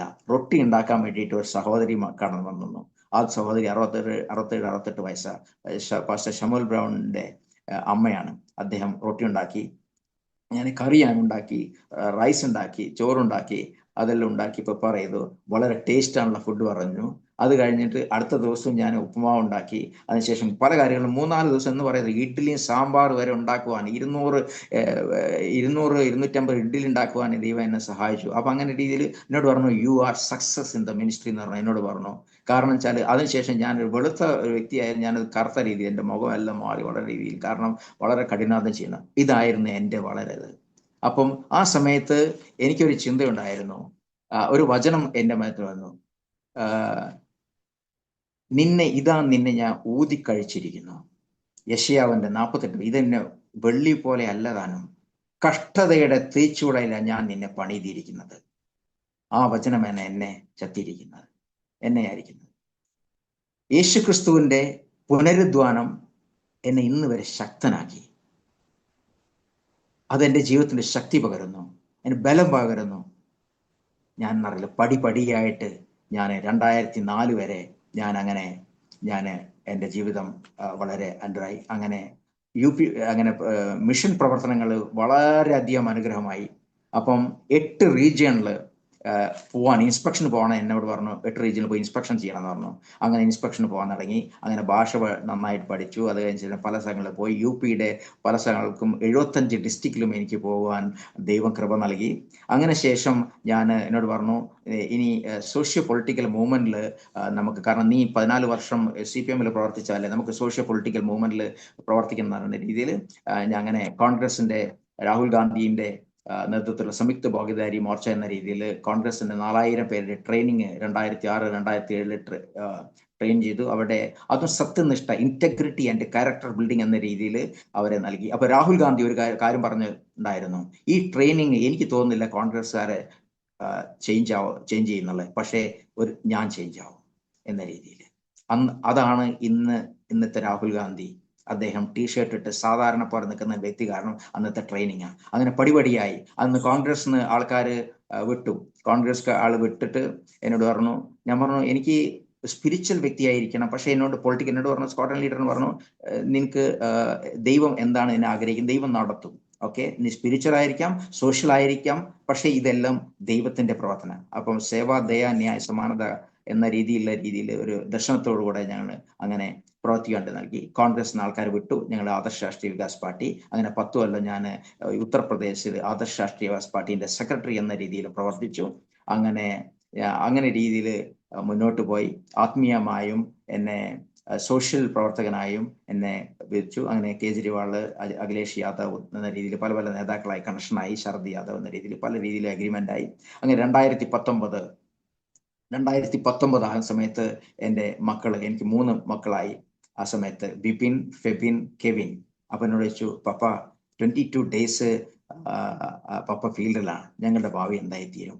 അതെൻ്റെ ജീവിതത്തിൽ വലിയൊരു ചിന്തയായി. പക്ഷേ ആ സമയത്ത് ഞാൻ പറയട്ടെ, എനിക്ക് അന്ന് ശമ്പളം 12,000 രൂപ മാത്രം ഉണ്ടായിരുന്നത്. 2004-2006 കരങ്ങളിൽ സമയത്ത്.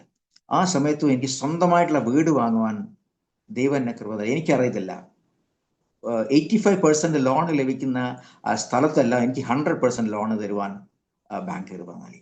അങ്ങനെ രീതിയിൽ ഞാൻ പറയുന്നു, ദൈവം എൻ്റെ പ്രാർത്ഥന കേട്ട്. കാരണം എൻ്റെ ജീവിതത്തിൽ എൻ്റെ അനുഭവം എന്ന് പറഞ്ഞാൽ, ഞാൻ മുട്ടുമടങ്ങിയിട്ടുണ്ടെങ്കിൽ അത് ദൈവം സ്വർഗം തുറന്നിരിക്കും. അതാണ് എൻ്റെ ജീവിതത്തിൽ ഇന്ന് വരെയുള്ള അനുഭവം. എനിക്ക് എൻ്റെ കണ്ണിൽ നിന്ന് കണ്ണുനീര് വാർക്കുവാൻ ഒരിക്കലും, കണ്ണുനീര് വന്നെ തുടയ്ക്കുന്ന ദൈവമാണെന്ന് എനിക്ക് മനസ്സിലാക്കാൻ നൽകി. അങ്ങനെ ഞങ്ങൾക്ക് സ്വന്തമായ ഭവനമായി. അങ്ങനെ രീതിയിൽ പല കാര്യങ്ങളും അറിയത്തില്ല, കൊച്ചുങ്ങളുടെ പഠനം, പല കാര്യങ്ങളും, വീട് വിൽക്കേണ്ട അവസ്ഥ വന്നു 3-4 കൊല്ലത്തിന് ശേഷം. കാരണം പല കാര്യങ്ങളും, മിഷൻ പ്രവർത്തനത്തിൽ അധികം ശമ്പളമൊന്നുമില്ല. ഞാൻ ഒരിക്കലും ചോദിച്ചു വാങ്ങുന്നതല്ല, എനിക്ക് തന്നിട്ടുണ്ടെങ്കിൽ ലഭിക്കും. അങ്ങനെ രീതിയിൽ 2019 ആവുന്ന സമയത്ത് അങ്ങനെ പല രീതിയിൽ 3 കൊച്ചുങ്ങളുടെ പഠനം എനിക്ക് വളരെ രീതിയിൽ ആരോടും കൈ ഒന്ന് ചോദിക്കാണ്ട് തന്നെ ഗവൺമെന്റ് എഡ്യൂക്കേഷൻ കൊടുക്കുവാൻ ദൈവകൃപ നൽകി. 2019 പപ്പ ഞങ്ങൾക്ക് ഹയർ എഡ്യൂക്കേഷൻ ചെയ്യണം, എന്തോ ചെയ്യണം പപ്പ? ഞാൻ എന്നോട് പറഞ്ഞു, മോനെ ഒന്നുകൊണ്ട് വിഷമിക്കണ്ട എന്ന് പറഞ്ഞു. അങ്ങനെ ദൈവം പ്രാർത്ഥിക്കാന്ന് പറഞ്ഞു. അങ്ങനെ നിൽക്കുന്ന സമയത്താണ് ഞാൻ പറഞ്ഞു, 22 ഡേയ്സ് ഞാൻ ഇനി പോകുന്നില്ല മോനെ, ഞാൻ എന്തെങ്കിലും വേറെ കാര്യങ്ങൾ ചെയ്യാം. ദൈവം നമുക്ക് വേണ്ടി പ്രവർത്തിക്കും.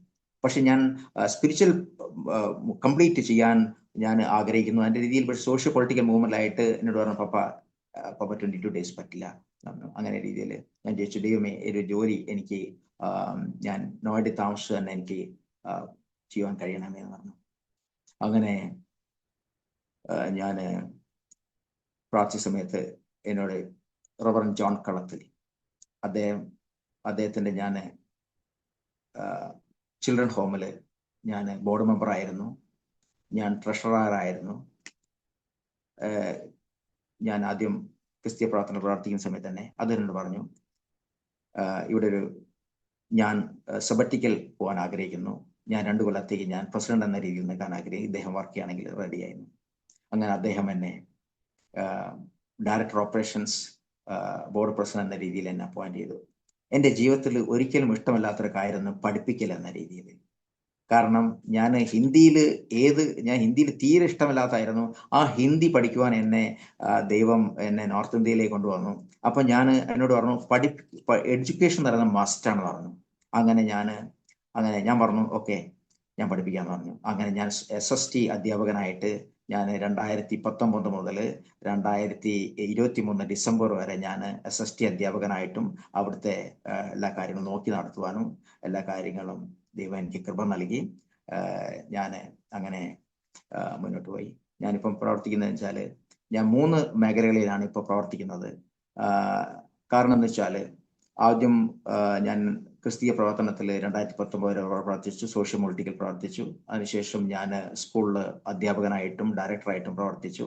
എനിക്ക് ട്രക്ക് പിന്നെ ബൈക്ക് ഒരു ആക്സിഡന്റ് ഉണ്ടായി 2023 ജൂൺ 22-ാം തീയതി. ഞാൻ ലോകത്തിൽ നിന്ന് മാറ്റപ്പെട്ടവനായിരുന്നു. എന്നാൽ ദൈവത്തിന്റെ വചനം പറഞ്ഞു, നീ മരിക്കുകയില്ല നിശ്ചയം എന്ന രീതിയിലുള്ളൊരു വചനം എന്നെ നിലനിർത്തി. പക്ഷേ എന്തുകൊണ്ടറിയത്തില്ല, എനിക്ക് അവിടെ കണ്ടിന്യൂ ചെയ്യാൻ പറ്റിയില്ല, ഗ്രേസ് കെയറിൽ കണ്ടിന്യൂ ചെയ്യാൻ പറ്റിയില്ല. കാരണം ഞാൻ പ്രാർത്ഥിച്ചു, ദൈവമേ അങ്ങയുടെ വഴി എന്താണ് എനിക്കറിയില്ല ദൈവമേ. കാരണം 80 കിലോമീറ്റർ എനിക്ക് പോകണം, എൻ്റെ കയ്യിന് സ്വാധീനമില്ല, കൈയെല്ലാം റോഡിട്ടിരിക്കുക, ഇടത്തെ കൈയും വലത്തെ കൈയിലൊക്കെ റോഡിട്ടിരിക്കുക. എനിക്ക് കൈയിൻ്റെ ഫിംഗറിനൊന്നും വർക്ക് ചെയ്യാൻ പറ്റില്ല, എഴുതാൻ പറ്റത്തില്ല, അങ്ങനെ പല പ്രോബ്ലംസ് ഉണ്ട്. കാരണം ഞാൻ അന്നേ ഒരു നിഷ്ഠവനായിരുന്നു. ഞാൻ ഇരുന്ന് പഠിപ്പിക്കത്തില്ല, ഞാൻ നിന്നേ പഠിപ്പിക്കത്തുള്ളൂ. അങ്ങനെ ഞാൻ രാവിലെ 8:40 തുടങ്ങിയ ക്ലാസ് 1:30 വരെ നിന്നുകൊണ്ടായിരുന്നു പഠിപ്പിക്കുന്നുണ്ടായിരുന്നത്. കാരണം നമ്മളൊരു മോഡലായിരിക്കണം. അങ്ങനെ അനുഭവമായിരുന്നു. അങ്ങനെ ഞാൻ 6 മാസം ഞാൻ ഫിസിയോതെറാപ്പി എന്ന രീതിയിൽ ആക്സിഡന്റിന് ശേഷം ഞാൻ ജോലിയൊന്നും ചെയ്യാൻ പറ്റിയില്ല. അങ്ങനെ ഞാൻ ചോദിച്ചു, ദൈവം അങ്ങയുടെ ഹിതം എന്താണെന്ന് അറിയിക്കണമേ. അങ്ങനെ രീതിയിൽ അങ്ങനത്തെ സമയത്ത് ഒരു കോൾ വന്നു എന്നോട് പറഞ്ഞു, നീ രണ്ടാമതും തിരിച്ച് ആദ്യം വർക്ക് ചെയ്ത സ്ഥലത്ത് നാഷണൽ പ്രയർ മൂവ്മെന്റിന്റെ യുണൈറ്റഡ് ക്രിസ്ത്യൻ പ്രയർ ഫോർ ഇന്ത്യയിലേക്ക് വരികയാണെങ്കിൽ സ്വാഗതം എന്ന് പറഞ്ഞു. അങ്ങനെ ഞാൻ അവിടെ പ്രവർത്തിച്ചു. അങ്ങനെ അവിടെ ഞാൻ ജോയിൻ ചെയ്യാൻ തയ്യാറായി. എന്നോട് പറഞ്ഞു, അധികം ദിവസമൊന്നും പുറമേക്ക് പോകേണ്ട ആവശ്യമൊന്നുമില്ല, ഓൺലൈൻ വർക്ക് ചെയ്താൽ മതി എന്ന രീതിയിൽ. ആ ജോലിയാണ് ഞാൻ ഇന്നിപ്പോൾ ചെയ്തുകൊണ്ടിരിക്കുന്നത്. എന്നാൽ ഞാൻ ഗ്രേസ് കെയറിൽ ഞാൻ ഇപ്പോൾ അസോസിയേറ്റ് പാസ്റ്ററായിട്ട് ജോലി ചെയ്യുന്നു. പിന്നെ United Christian prayer for India എന്ന നാഷണൽ പ്രയർ മൂവ്മെന്റിൽ ഞാൻ സപ്പോർട്ട് ടീം മെമ്പറായിട്ട് വർക്ക് ചെയ്യുന്നു. ചില സ്റ്റേറ്റുകളിൽ ഞാൻ പ്രതിനിധിയായിട്ട് വർക്ക് ചെയ്യുന്നു. അങ്ങനെ നാഷണൽ ഫെയ്ത്ത് ഫാമിലിൻ്റെ നാഷണൽ വളണ്ടിയർ ആയിട്ട് കേരളത്തിൽ 11 ഡിസ്ട്രിക്റ്റിൽ മീറ്റിംഗ് ചെയ്തു. അങ്ങനെ പല പ്രവർത്തനങ്ങൾക്ക് വേണ്ടി ഞാൻ കഠിനാധ്വാനം ചെയ്തുകൊണ്ടിരിക്കുന്നു. എന്നെ ശക്തനാക്കിയ കാര്യം എന്ന് പറഞ്ഞാൽ പ്രാർത്ഥന. അതാണ് എന്നെ ഇത്രത്തോളം ആക്കിയിരിക്കുന്നത്. കാരണം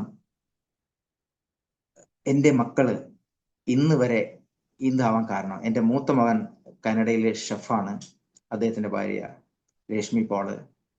അത് നല്ല രീതിയിൽ അവനെ ഞാൻ ഹോട്ടൽ മാനേജ്മെന്റ് പഠിപ്പിച്ച് അവനെ ഞാൻ കാനഡയിലെ അയക്കുവാൻ ദൈവക്രമം നൽകി. പിന്നെ രണ്ടാമത്തെ മോനെ MBA പഠിച്ചുകൊണ്ടിരിക്കുന്നു, മണിപ്പാൽ ഹോസ്പിറ്റലിൽ ബാംഗ്ലൂർ ജോലി ചെയ്യുന്നു. മൂന്നാമത്തെ മോന് കെവിന് NCR ക്രൈസ്റ്റ് യൂണിവേഴ്സിറ്റിയിൽ BC ഹോണേഴ്സ് പഠിക്കുന്നു. ദൈവമക്കളെ, ഇതെല്ലാം ദൈവത്തിൻ്റെ കൃപയാണ്. എന്നെ കേൾക്കുന്നവർക്ക്, എന്നെ കാണുന്നവർക്ക് ഞാൻ പ്രത്യേകമായി പറയാം, യേശു ക്രിസ്തു ലോകത്തിൻ്റെ രക്ഷിതാവാണ്. ഒരു പിതാവേ ഉള്ളൂ. ആ പിതാവിൻ്റെ അടുത്ത് വന്ന ഒരേ ഒരു പുത്രനേ ഉള്ളൂ, അതാണ് യേശു ക്രിസ്തു. യേശു ക്രിസ്തു ഇന്നും ജീവിക്കുന്നു. മരിച്ച് ഉയർത്തെഴുന്നേറ്റ ഏക സത്യ ദൈവം യേശു ക്രിസ്തു മാത്രമാണ്. യേശു ക്രിസ്തു ലോകത്തുള്ള സമയത്ത് തന്നെത്താൻ താഴ്ത്തി അതാണ് എൻ്റെ ജീവിതത്തിലെ പാറ്റേൺ ഓഫ് ലൈഫ്. ഞാൻ master of organisation leadership management Jab Colorado springs American Jab distance education പഠിക്കുന്ന സമയത്ത് എനിക്ക് കിട്ടിയതാണ് സെർവന്റ് ലീഡർഷിപ്പ്. അതാണ് ഞാൻ ആഗ്രഹിക്കുന്നത്. യേശു ക്രിസ്തു ശിഷ്യന്മാരുടെ കാല് കഴുകി. നമുക്കെന്തുകൊണ്ട് കാല് കഴുകാൻ കഴിയുന്നില്ല?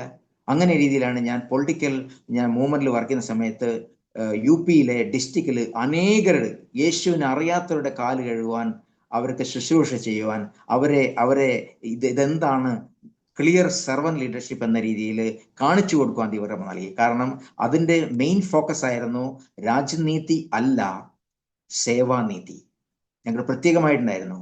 കാരണം രാജനീതി എന്ന രാജാക്കന്മാരുടെ നീതി, സേവാനീതി എന്ന സേവകന്മാരുടെ രീതി, അതായിരുന്നു ആദർശ് രാഷ്ട്രീയ വികാസ് പാർട്ടി ഫോളോ ചെയ്തിരിക്കുന്നത്. അതുകൊണ്ടാണ് ഞാൻ വളരെ ഇൻട്രസ്റ്റ് ആയിരിക്കുന്നത്. അങ്ങനെ ഞാൻ പറയാം, 2019 ഞാൻ എങ്ങനെ റിസൈൻ ചെയ്തോ, അതിനോട് പറഞ്ഞു സ്ക്വാഡ്രൺ ലീഡർ മോഹൻ ഫിലിപ്പിനോട് പറഞ്ഞു, നീ വിനോദ് ഗോവിന്ദ് ഇല്ലെങ്കിൽ പാർട്ടി പ്രവർത്തകന്മാർ പറയുന്നത് മുഴുവൻ പാർട്ടി ബന്ദാക്കണം എന്ന് പറയുന്നു. അങ്ങനെ ഞാൻ പാർട്ടിയിൽ നിന്ന് റിസൈൻ ചെയ്ത് പാർട്ടിയും ക്ലോസ് ആയി. 2019 ഞാൻ അശോക് നഗറിൽ പോയിട്ട് അവിടെ നിർവാചൻ ഭവൻ ഇലക്ഷൻ കമ്മീഷൻ ഓഫീസിൽ പോയിട്ട് ഞാൻ സബ്മിഷൻ കൊടുത്തു. എന്നോട് നിങ്ങൾ ഒരാൾ റിസൈൻ ചെയ്ത സമയത്ത് മറ്റുള്ളവർ എന്തുകൊണ്ട് പോകുന്നു? എന്നോട് പല ക്വസ്റ്റ്യനായി. അങ്ങനെ ഇലക്ഷൻ കമ്മീഷൻ ഓഫീസിന് പല ഇതായി. അങ്ങനെ പറഞ്ഞു, എനിക്കറിയില്ല സപ്പോർട്ടേഴ്സ് എങ്ങനെയാ പറയുന്നത് പറഞ്ഞു. അങ്ങനെ ഞാൻ പറഞ്ഞു അതല്ല. അപ്പം ഞാൻ പറഞ്ഞു, അതിനുശേഷം ഞാൻ പറയാ, ഈ രാജനീതി ശരിയല്ല എന്ന രീതിയിൽ ഇന്ത്യയിൽ എനിക്ക് വളരെ ബുദ്ധിമുട്ട് തോന്നി. പ്രവർത്തിക്കാൻ ശരിയല്ല അന്നാണ്. അതുകൊണ്ടാണ് ഇപ്പോഴും അതേ രീതിയിൽ ഞാൻ ആഗ്രഹിച്ചു, ഒരു ചിന്തയെ ഉണ്ടാവാൻ പറ്റുള്ളൂ. എല്ലാ ജനങ്ങളും ഒന്നായിരിക്കണം. എല്ലാ ജനങ്ങൾക്കും സമാധാനം, ശാന്തി വേണം. ദൈവമേ, യേശു ക്രിസ്തുവിന്റെ പ്രസൻസ് ഈ ലോകത്തുണ്ടാകുവാൻ ദൈവമേ സഹായിക്കണമേ. അതാണ് ഇന്നോഴും പ്രാർത്ഥിച്ചുകൊണ്ടിരിക്കുന്നത്. ഇന്നും ഞങ്ങൾ നേതാക്കന്മാരെ കണ്ട് പ്രാർത്ഥിച്ചുകൊണ്ടിരിക്കുന്നുണ്ട്. പലരും ഇപ്പോഴും വിളിക്കുന്നുണ്ട്, ഇലക്ഷന് വരണം, നവംബറിൽ ബീഹാറിന് ഇലക്ഷന് വരണം. ഞാൻ പറഞ്ഞു, ഞാൻ പറ്റത്തില്ല. പല വിശ്വാസയോഗ്യത പാർട്ടി പല പാർട്ടിക്കാർ വിളിക്കുന്നുണ്ട്, ഞാൻ വിളിക്കുന്നില്ല. എനിക്ക് യേശു ക്രിസ്തുവിന്റെ വേല ചെയ്യണം. അങ്ങനെ രീതിയിൽ ഞാൻ ഈ പ്രവർത്തനങ്ങൾക്ക്, ഞാൻ ദൈവത്തിന്റെ പ്രവർത്തനങ്ങൾ പൂർണ്ണമായും മുൻകൈറ്റ് എടുത്തുകൊണ്ട് ഞാൻ പ്രവർത്തിച്ചു കൊണ്ടിരിക്കുന്നു. ദൈവജനമേ, ഒരു കാര്യം, യേശു ക്രിസ്തുവിന് കഴിയാത്തത് ഒന്നുമില്ല. നമ്മുടെ ദൈവം അനേകർക്ക് ആശ്വാസമാവും, അനേകർക്ക് ബലം നൽകും, ശക്തി നൽകും. എൻ്റെ കുടുംബത്തിൽ ദൈവം പ്രവർത്തിച്ചതാണ്. എൻ്റെ അമ്മയെ മെഡിക്കൽ കോളേജിൽ നിന്ന് മരിക്കുവാൻ വേണ്ടിയിട്ട് വീട്ടിലേക്ക് തിരികൊണ്ടുവന്നു. ഞങ്ങൾക്കൊന്നും ചെയ്യാൻ പറ്റത്തില്ല.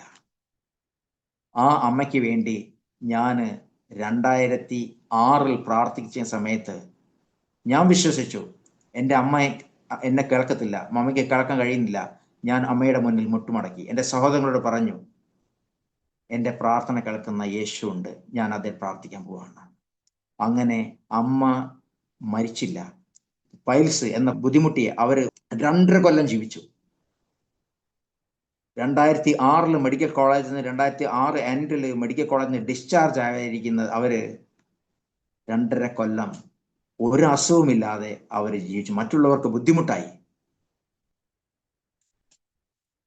പിന്നെ അവരുടെ ശരീരം കാണുവാൻ എനിക്ക് പറ്റിയില്ല.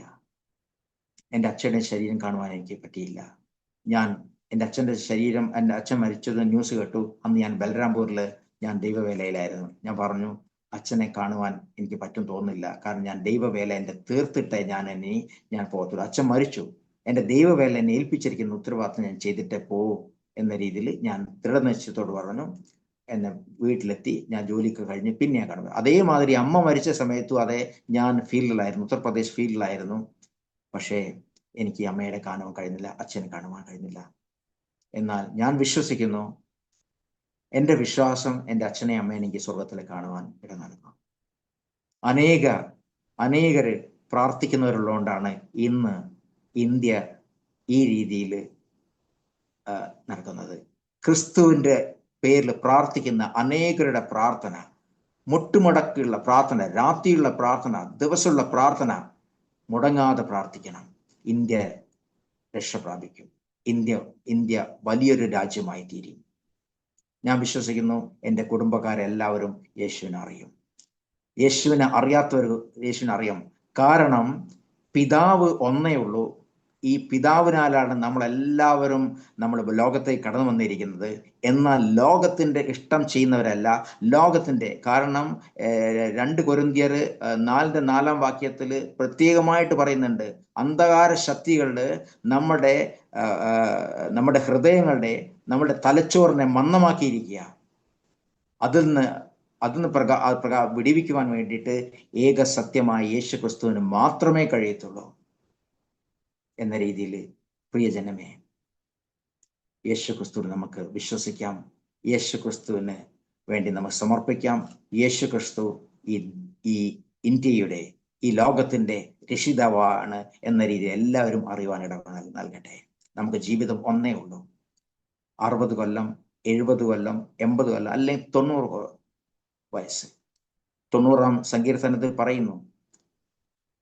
അതേമാതിരി നമുക്ക് തന്നിരിക്കുന്ന ഒരു ജീവൻ ശോഭനമാക്കുവാൻ, സുന്ദരമാക്കുവാൻ അത് യേശു ക്രിസ്തുവിന് മാത്രമേ കഴിയൂ. വേറെ ആർക്കും കഴിയത്തില്ല. അത് ജീവന്റെ മാർഗമാണ്, സത്യയുടെ മാർഗമാണ്. ഞാൻ അന്നേ പറയും, അസത്തോമാർ സദ്ഗമയ, തമസോമാർ ജ്യോതിർഗമയ, മൃത്യുമാർ അമൃതംഗമയ. അസത്യത്തിൽ നിന്നും സത്യത്തിലേക്ക് നയിക്കുവാൻ ജീവന്റെ മാർഗമെന്ന് പറഞ്ഞ യേശു ക്രിസ്തു മാത്രം. അന്ധകാരത്തിൽ നിന്ന് ജ്യോതിയിലേക്ക് നയിക്കുവാൻ യേശു ക്രിസ്തുവിന് മാത്രം. മരണത്തിൽ നിന്നും ജീവങ്കിലേക്ക് നയിക്കുവാൻ യേശു ക്രിസ്തുവിന്റെ മാർഗം ഒന്ന് മാത്രമാണ്. ഇതൊരു മതമല്ല പ്രിയജനമേ, ഇതൊരു മാർഗമാണ്. ഈ മാർഗത്തെ പെറ്റെടുക്കുകയാണെങ്കിൽ സ്വർഗീയ മാർഗം, വിടുതലിന്റെ മാർഗം, മോക്ഷത്തിന്റെ മാർഗം. ഞാൻ അന്വേഷിച്ചു. 6 കൊല്ലത്തിന്റെ അന്വേഷണം എന്നെ യേശു ക്രിസ്തുവിലേക്ക് കൊണ്ടു നടന്നു.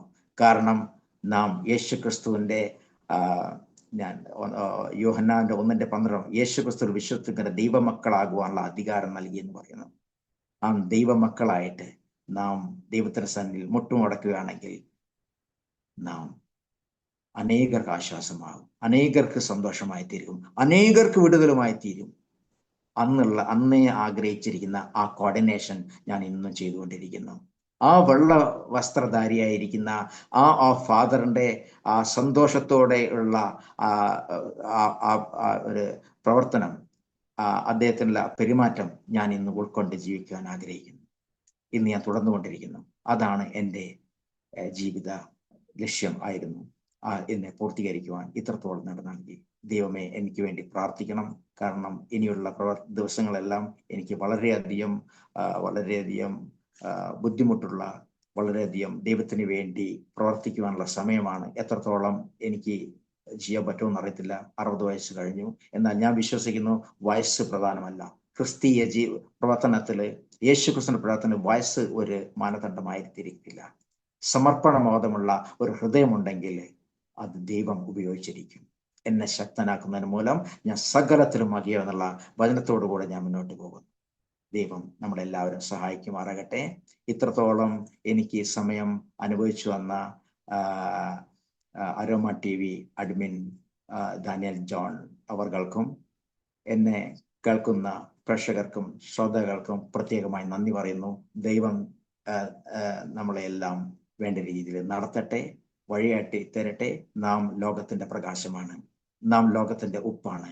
അതായി തീരുവാൻ ദൈവം നമ്മളെല്ലാവരും സഹായിക്കട്ടെ. ഞാൻ ഒരു മിനിറ്റ് പ്രാർത്ഥിക്കട്ടെ. പരിശുദ്ധ പിതാവേ, സ്വർഗസ്ഥനായ ദൈവമേ, അനുഗ്രതമായ സമയത്തിനായ ദൈവത്തെ സ്തുതിക്കുന്നു, വാഴ്ത്തുന്നു. അരോമ TVയുടെ അഡ്മിൻ ജോൺ സാറിന് വേണ്ടി പ്രാർത്ഥിക്കുന്നു. അനേകർക്ക് ആശ്വാസമായിരിക്കുന്ന, അനേകർക്ക് ഒരു വഴികാട്ടിയായിരിക്കുന്ന, അനേകരുടെ സാക്ഷ്യം പങ്കുവെക്കുവാൻ നൽകുന്ന വേദിയായിരിക്കുന്ന ഈ അരോമ TVയെ കർത്താവ് അനുഗ്രഹിക്കണമേ. അങ്ങയുടെ പ്രിയദാസനെ അനുഗ്രഹിക്കണമേ, കുടുംബത്തെ അനുഗ്രഹിക്കണമെന്ന് പ്രാർത്ഥിക്കുന്നു. കേൾക്കുന്ന എല്ലാ ശ്രോതാക്കൾക്കും, എല്ലാ പ്രേക്ഷകരെയും കർത്താവ് അനുഗ്രഹിക്കണമെന്ന് പ്രാർത്ഥിക്കുന്നു. പിതാവിൻ്റെ, പുത്രൻ്റെയും പരിശുദ്ധാത്മാവിൽ അവർ അനുഗ്രഹിക്കണമേ. സന്തോഷത്തിൻ്റെയും സമാധാനത്തിൻ്റെയും ഉറവിടമായിരിക്കുന്ന യേശു ക്രിസ്തു തൻ്റെ ജീവിതത്തിൻ്റെ ഭാഗമായി തീർന്നു. അതേമാതിരി എല്ലാവരുടെയും ഭാഗമായി എല്ലാവർക്കും സന്തോഷത്തോടെയും സമാധാനത്തോടെയും അനേകർക്ക് ആശ്വാസമായി, അനേകർക്ക് വിടുതൽ കാരണമായി തീരുവാൻ കർത്താവ് രൂപെടുത്ത് ഉപയോഗിക്കണമെന്ന് പ്രാർത്ഥിക്കുന്നു. ദൈവമേ, അങ്ങ് സഹായിച്ചാട്ടെ. അങ്ങ് പ്രത്യേകമായി ദൈവമേ ദേശത്തുള്ള എല്ലാ യേശുവിനറിയാത്തവരെല്ലാവരും യേശുവിനറിവാനുള്ള കൃപ നൽകണമെന്ന് പ്രാർത്ഥിക്കുന്നു. ജീവിതം ഒന്നേ ഉള്ളൂ ദൈവമേ, അവരുടെ തെറ്റുകളും അകൃത്യങ്ങളും ബലഹീനതകളും കുറൊന്നും കർത്താവെ കണക്കിടരുത് എന്ന് പ്രാർത്ഥിക്കുന്നു. അങ്ങനെ എല്ലാവരും അനുഗ്രഹിക്കണം, ബലപ്പെടുത്തണം, ശക്തീകരിക്കണം, ദൈവകൃപയിൽ പരിപാലിക്കണം, അങ്ങയുടെ നാമത്തിൽ ഒരുക്കണമെന്ന് പ്രാർത്ഥിക്കുന്നു. അങ്ങ് ചെയ്യുന്ന എല്ലാ നന്മളക്കുമായി സ്തോത്രം. നസറനായ യേശു ക്രിസ്തുവിന്റെ നാമത്തിൽ ഉപേക്ഷിക്കുന്നു. ദയത്തോടെ കേൾക്കണമേ നല്ല സ്വർഗ്ഗസ്ഥനായ പിതാവേ. താങ്ക് യു കർത്താവിൻ്റെ ദാസൻ പാസ്റ്റർ വിനോദ് ഗോവിന്ദവറുകൾ. ഇത്രത്തോളം സമയം അനുഗ്രഹിക്കപ്പെട്ട ജീവിതാനുഭവം, ദൈവം നടത്തിയ അത്ഭുതകരമായ വഴികളെക്കുറിച്ച് ദൈവനാമ മഹത്വത്തിന് വേണ്ടി പങ്കുവയ്ക്കുവാൻ കർത്താവ് കൃപ ചെയ്തത് ഓർത്ത് ഞാൻ ദൈവത്തിന് നന്ദി പറയുകയും കർത്തൃദാസനുള്ളതായ നന്ദി, സ്നേഹവും കടപ്പാട് ഇത്തരണത്തിൽ അറിയിക്കുകയും ചെയ്യുന്നു.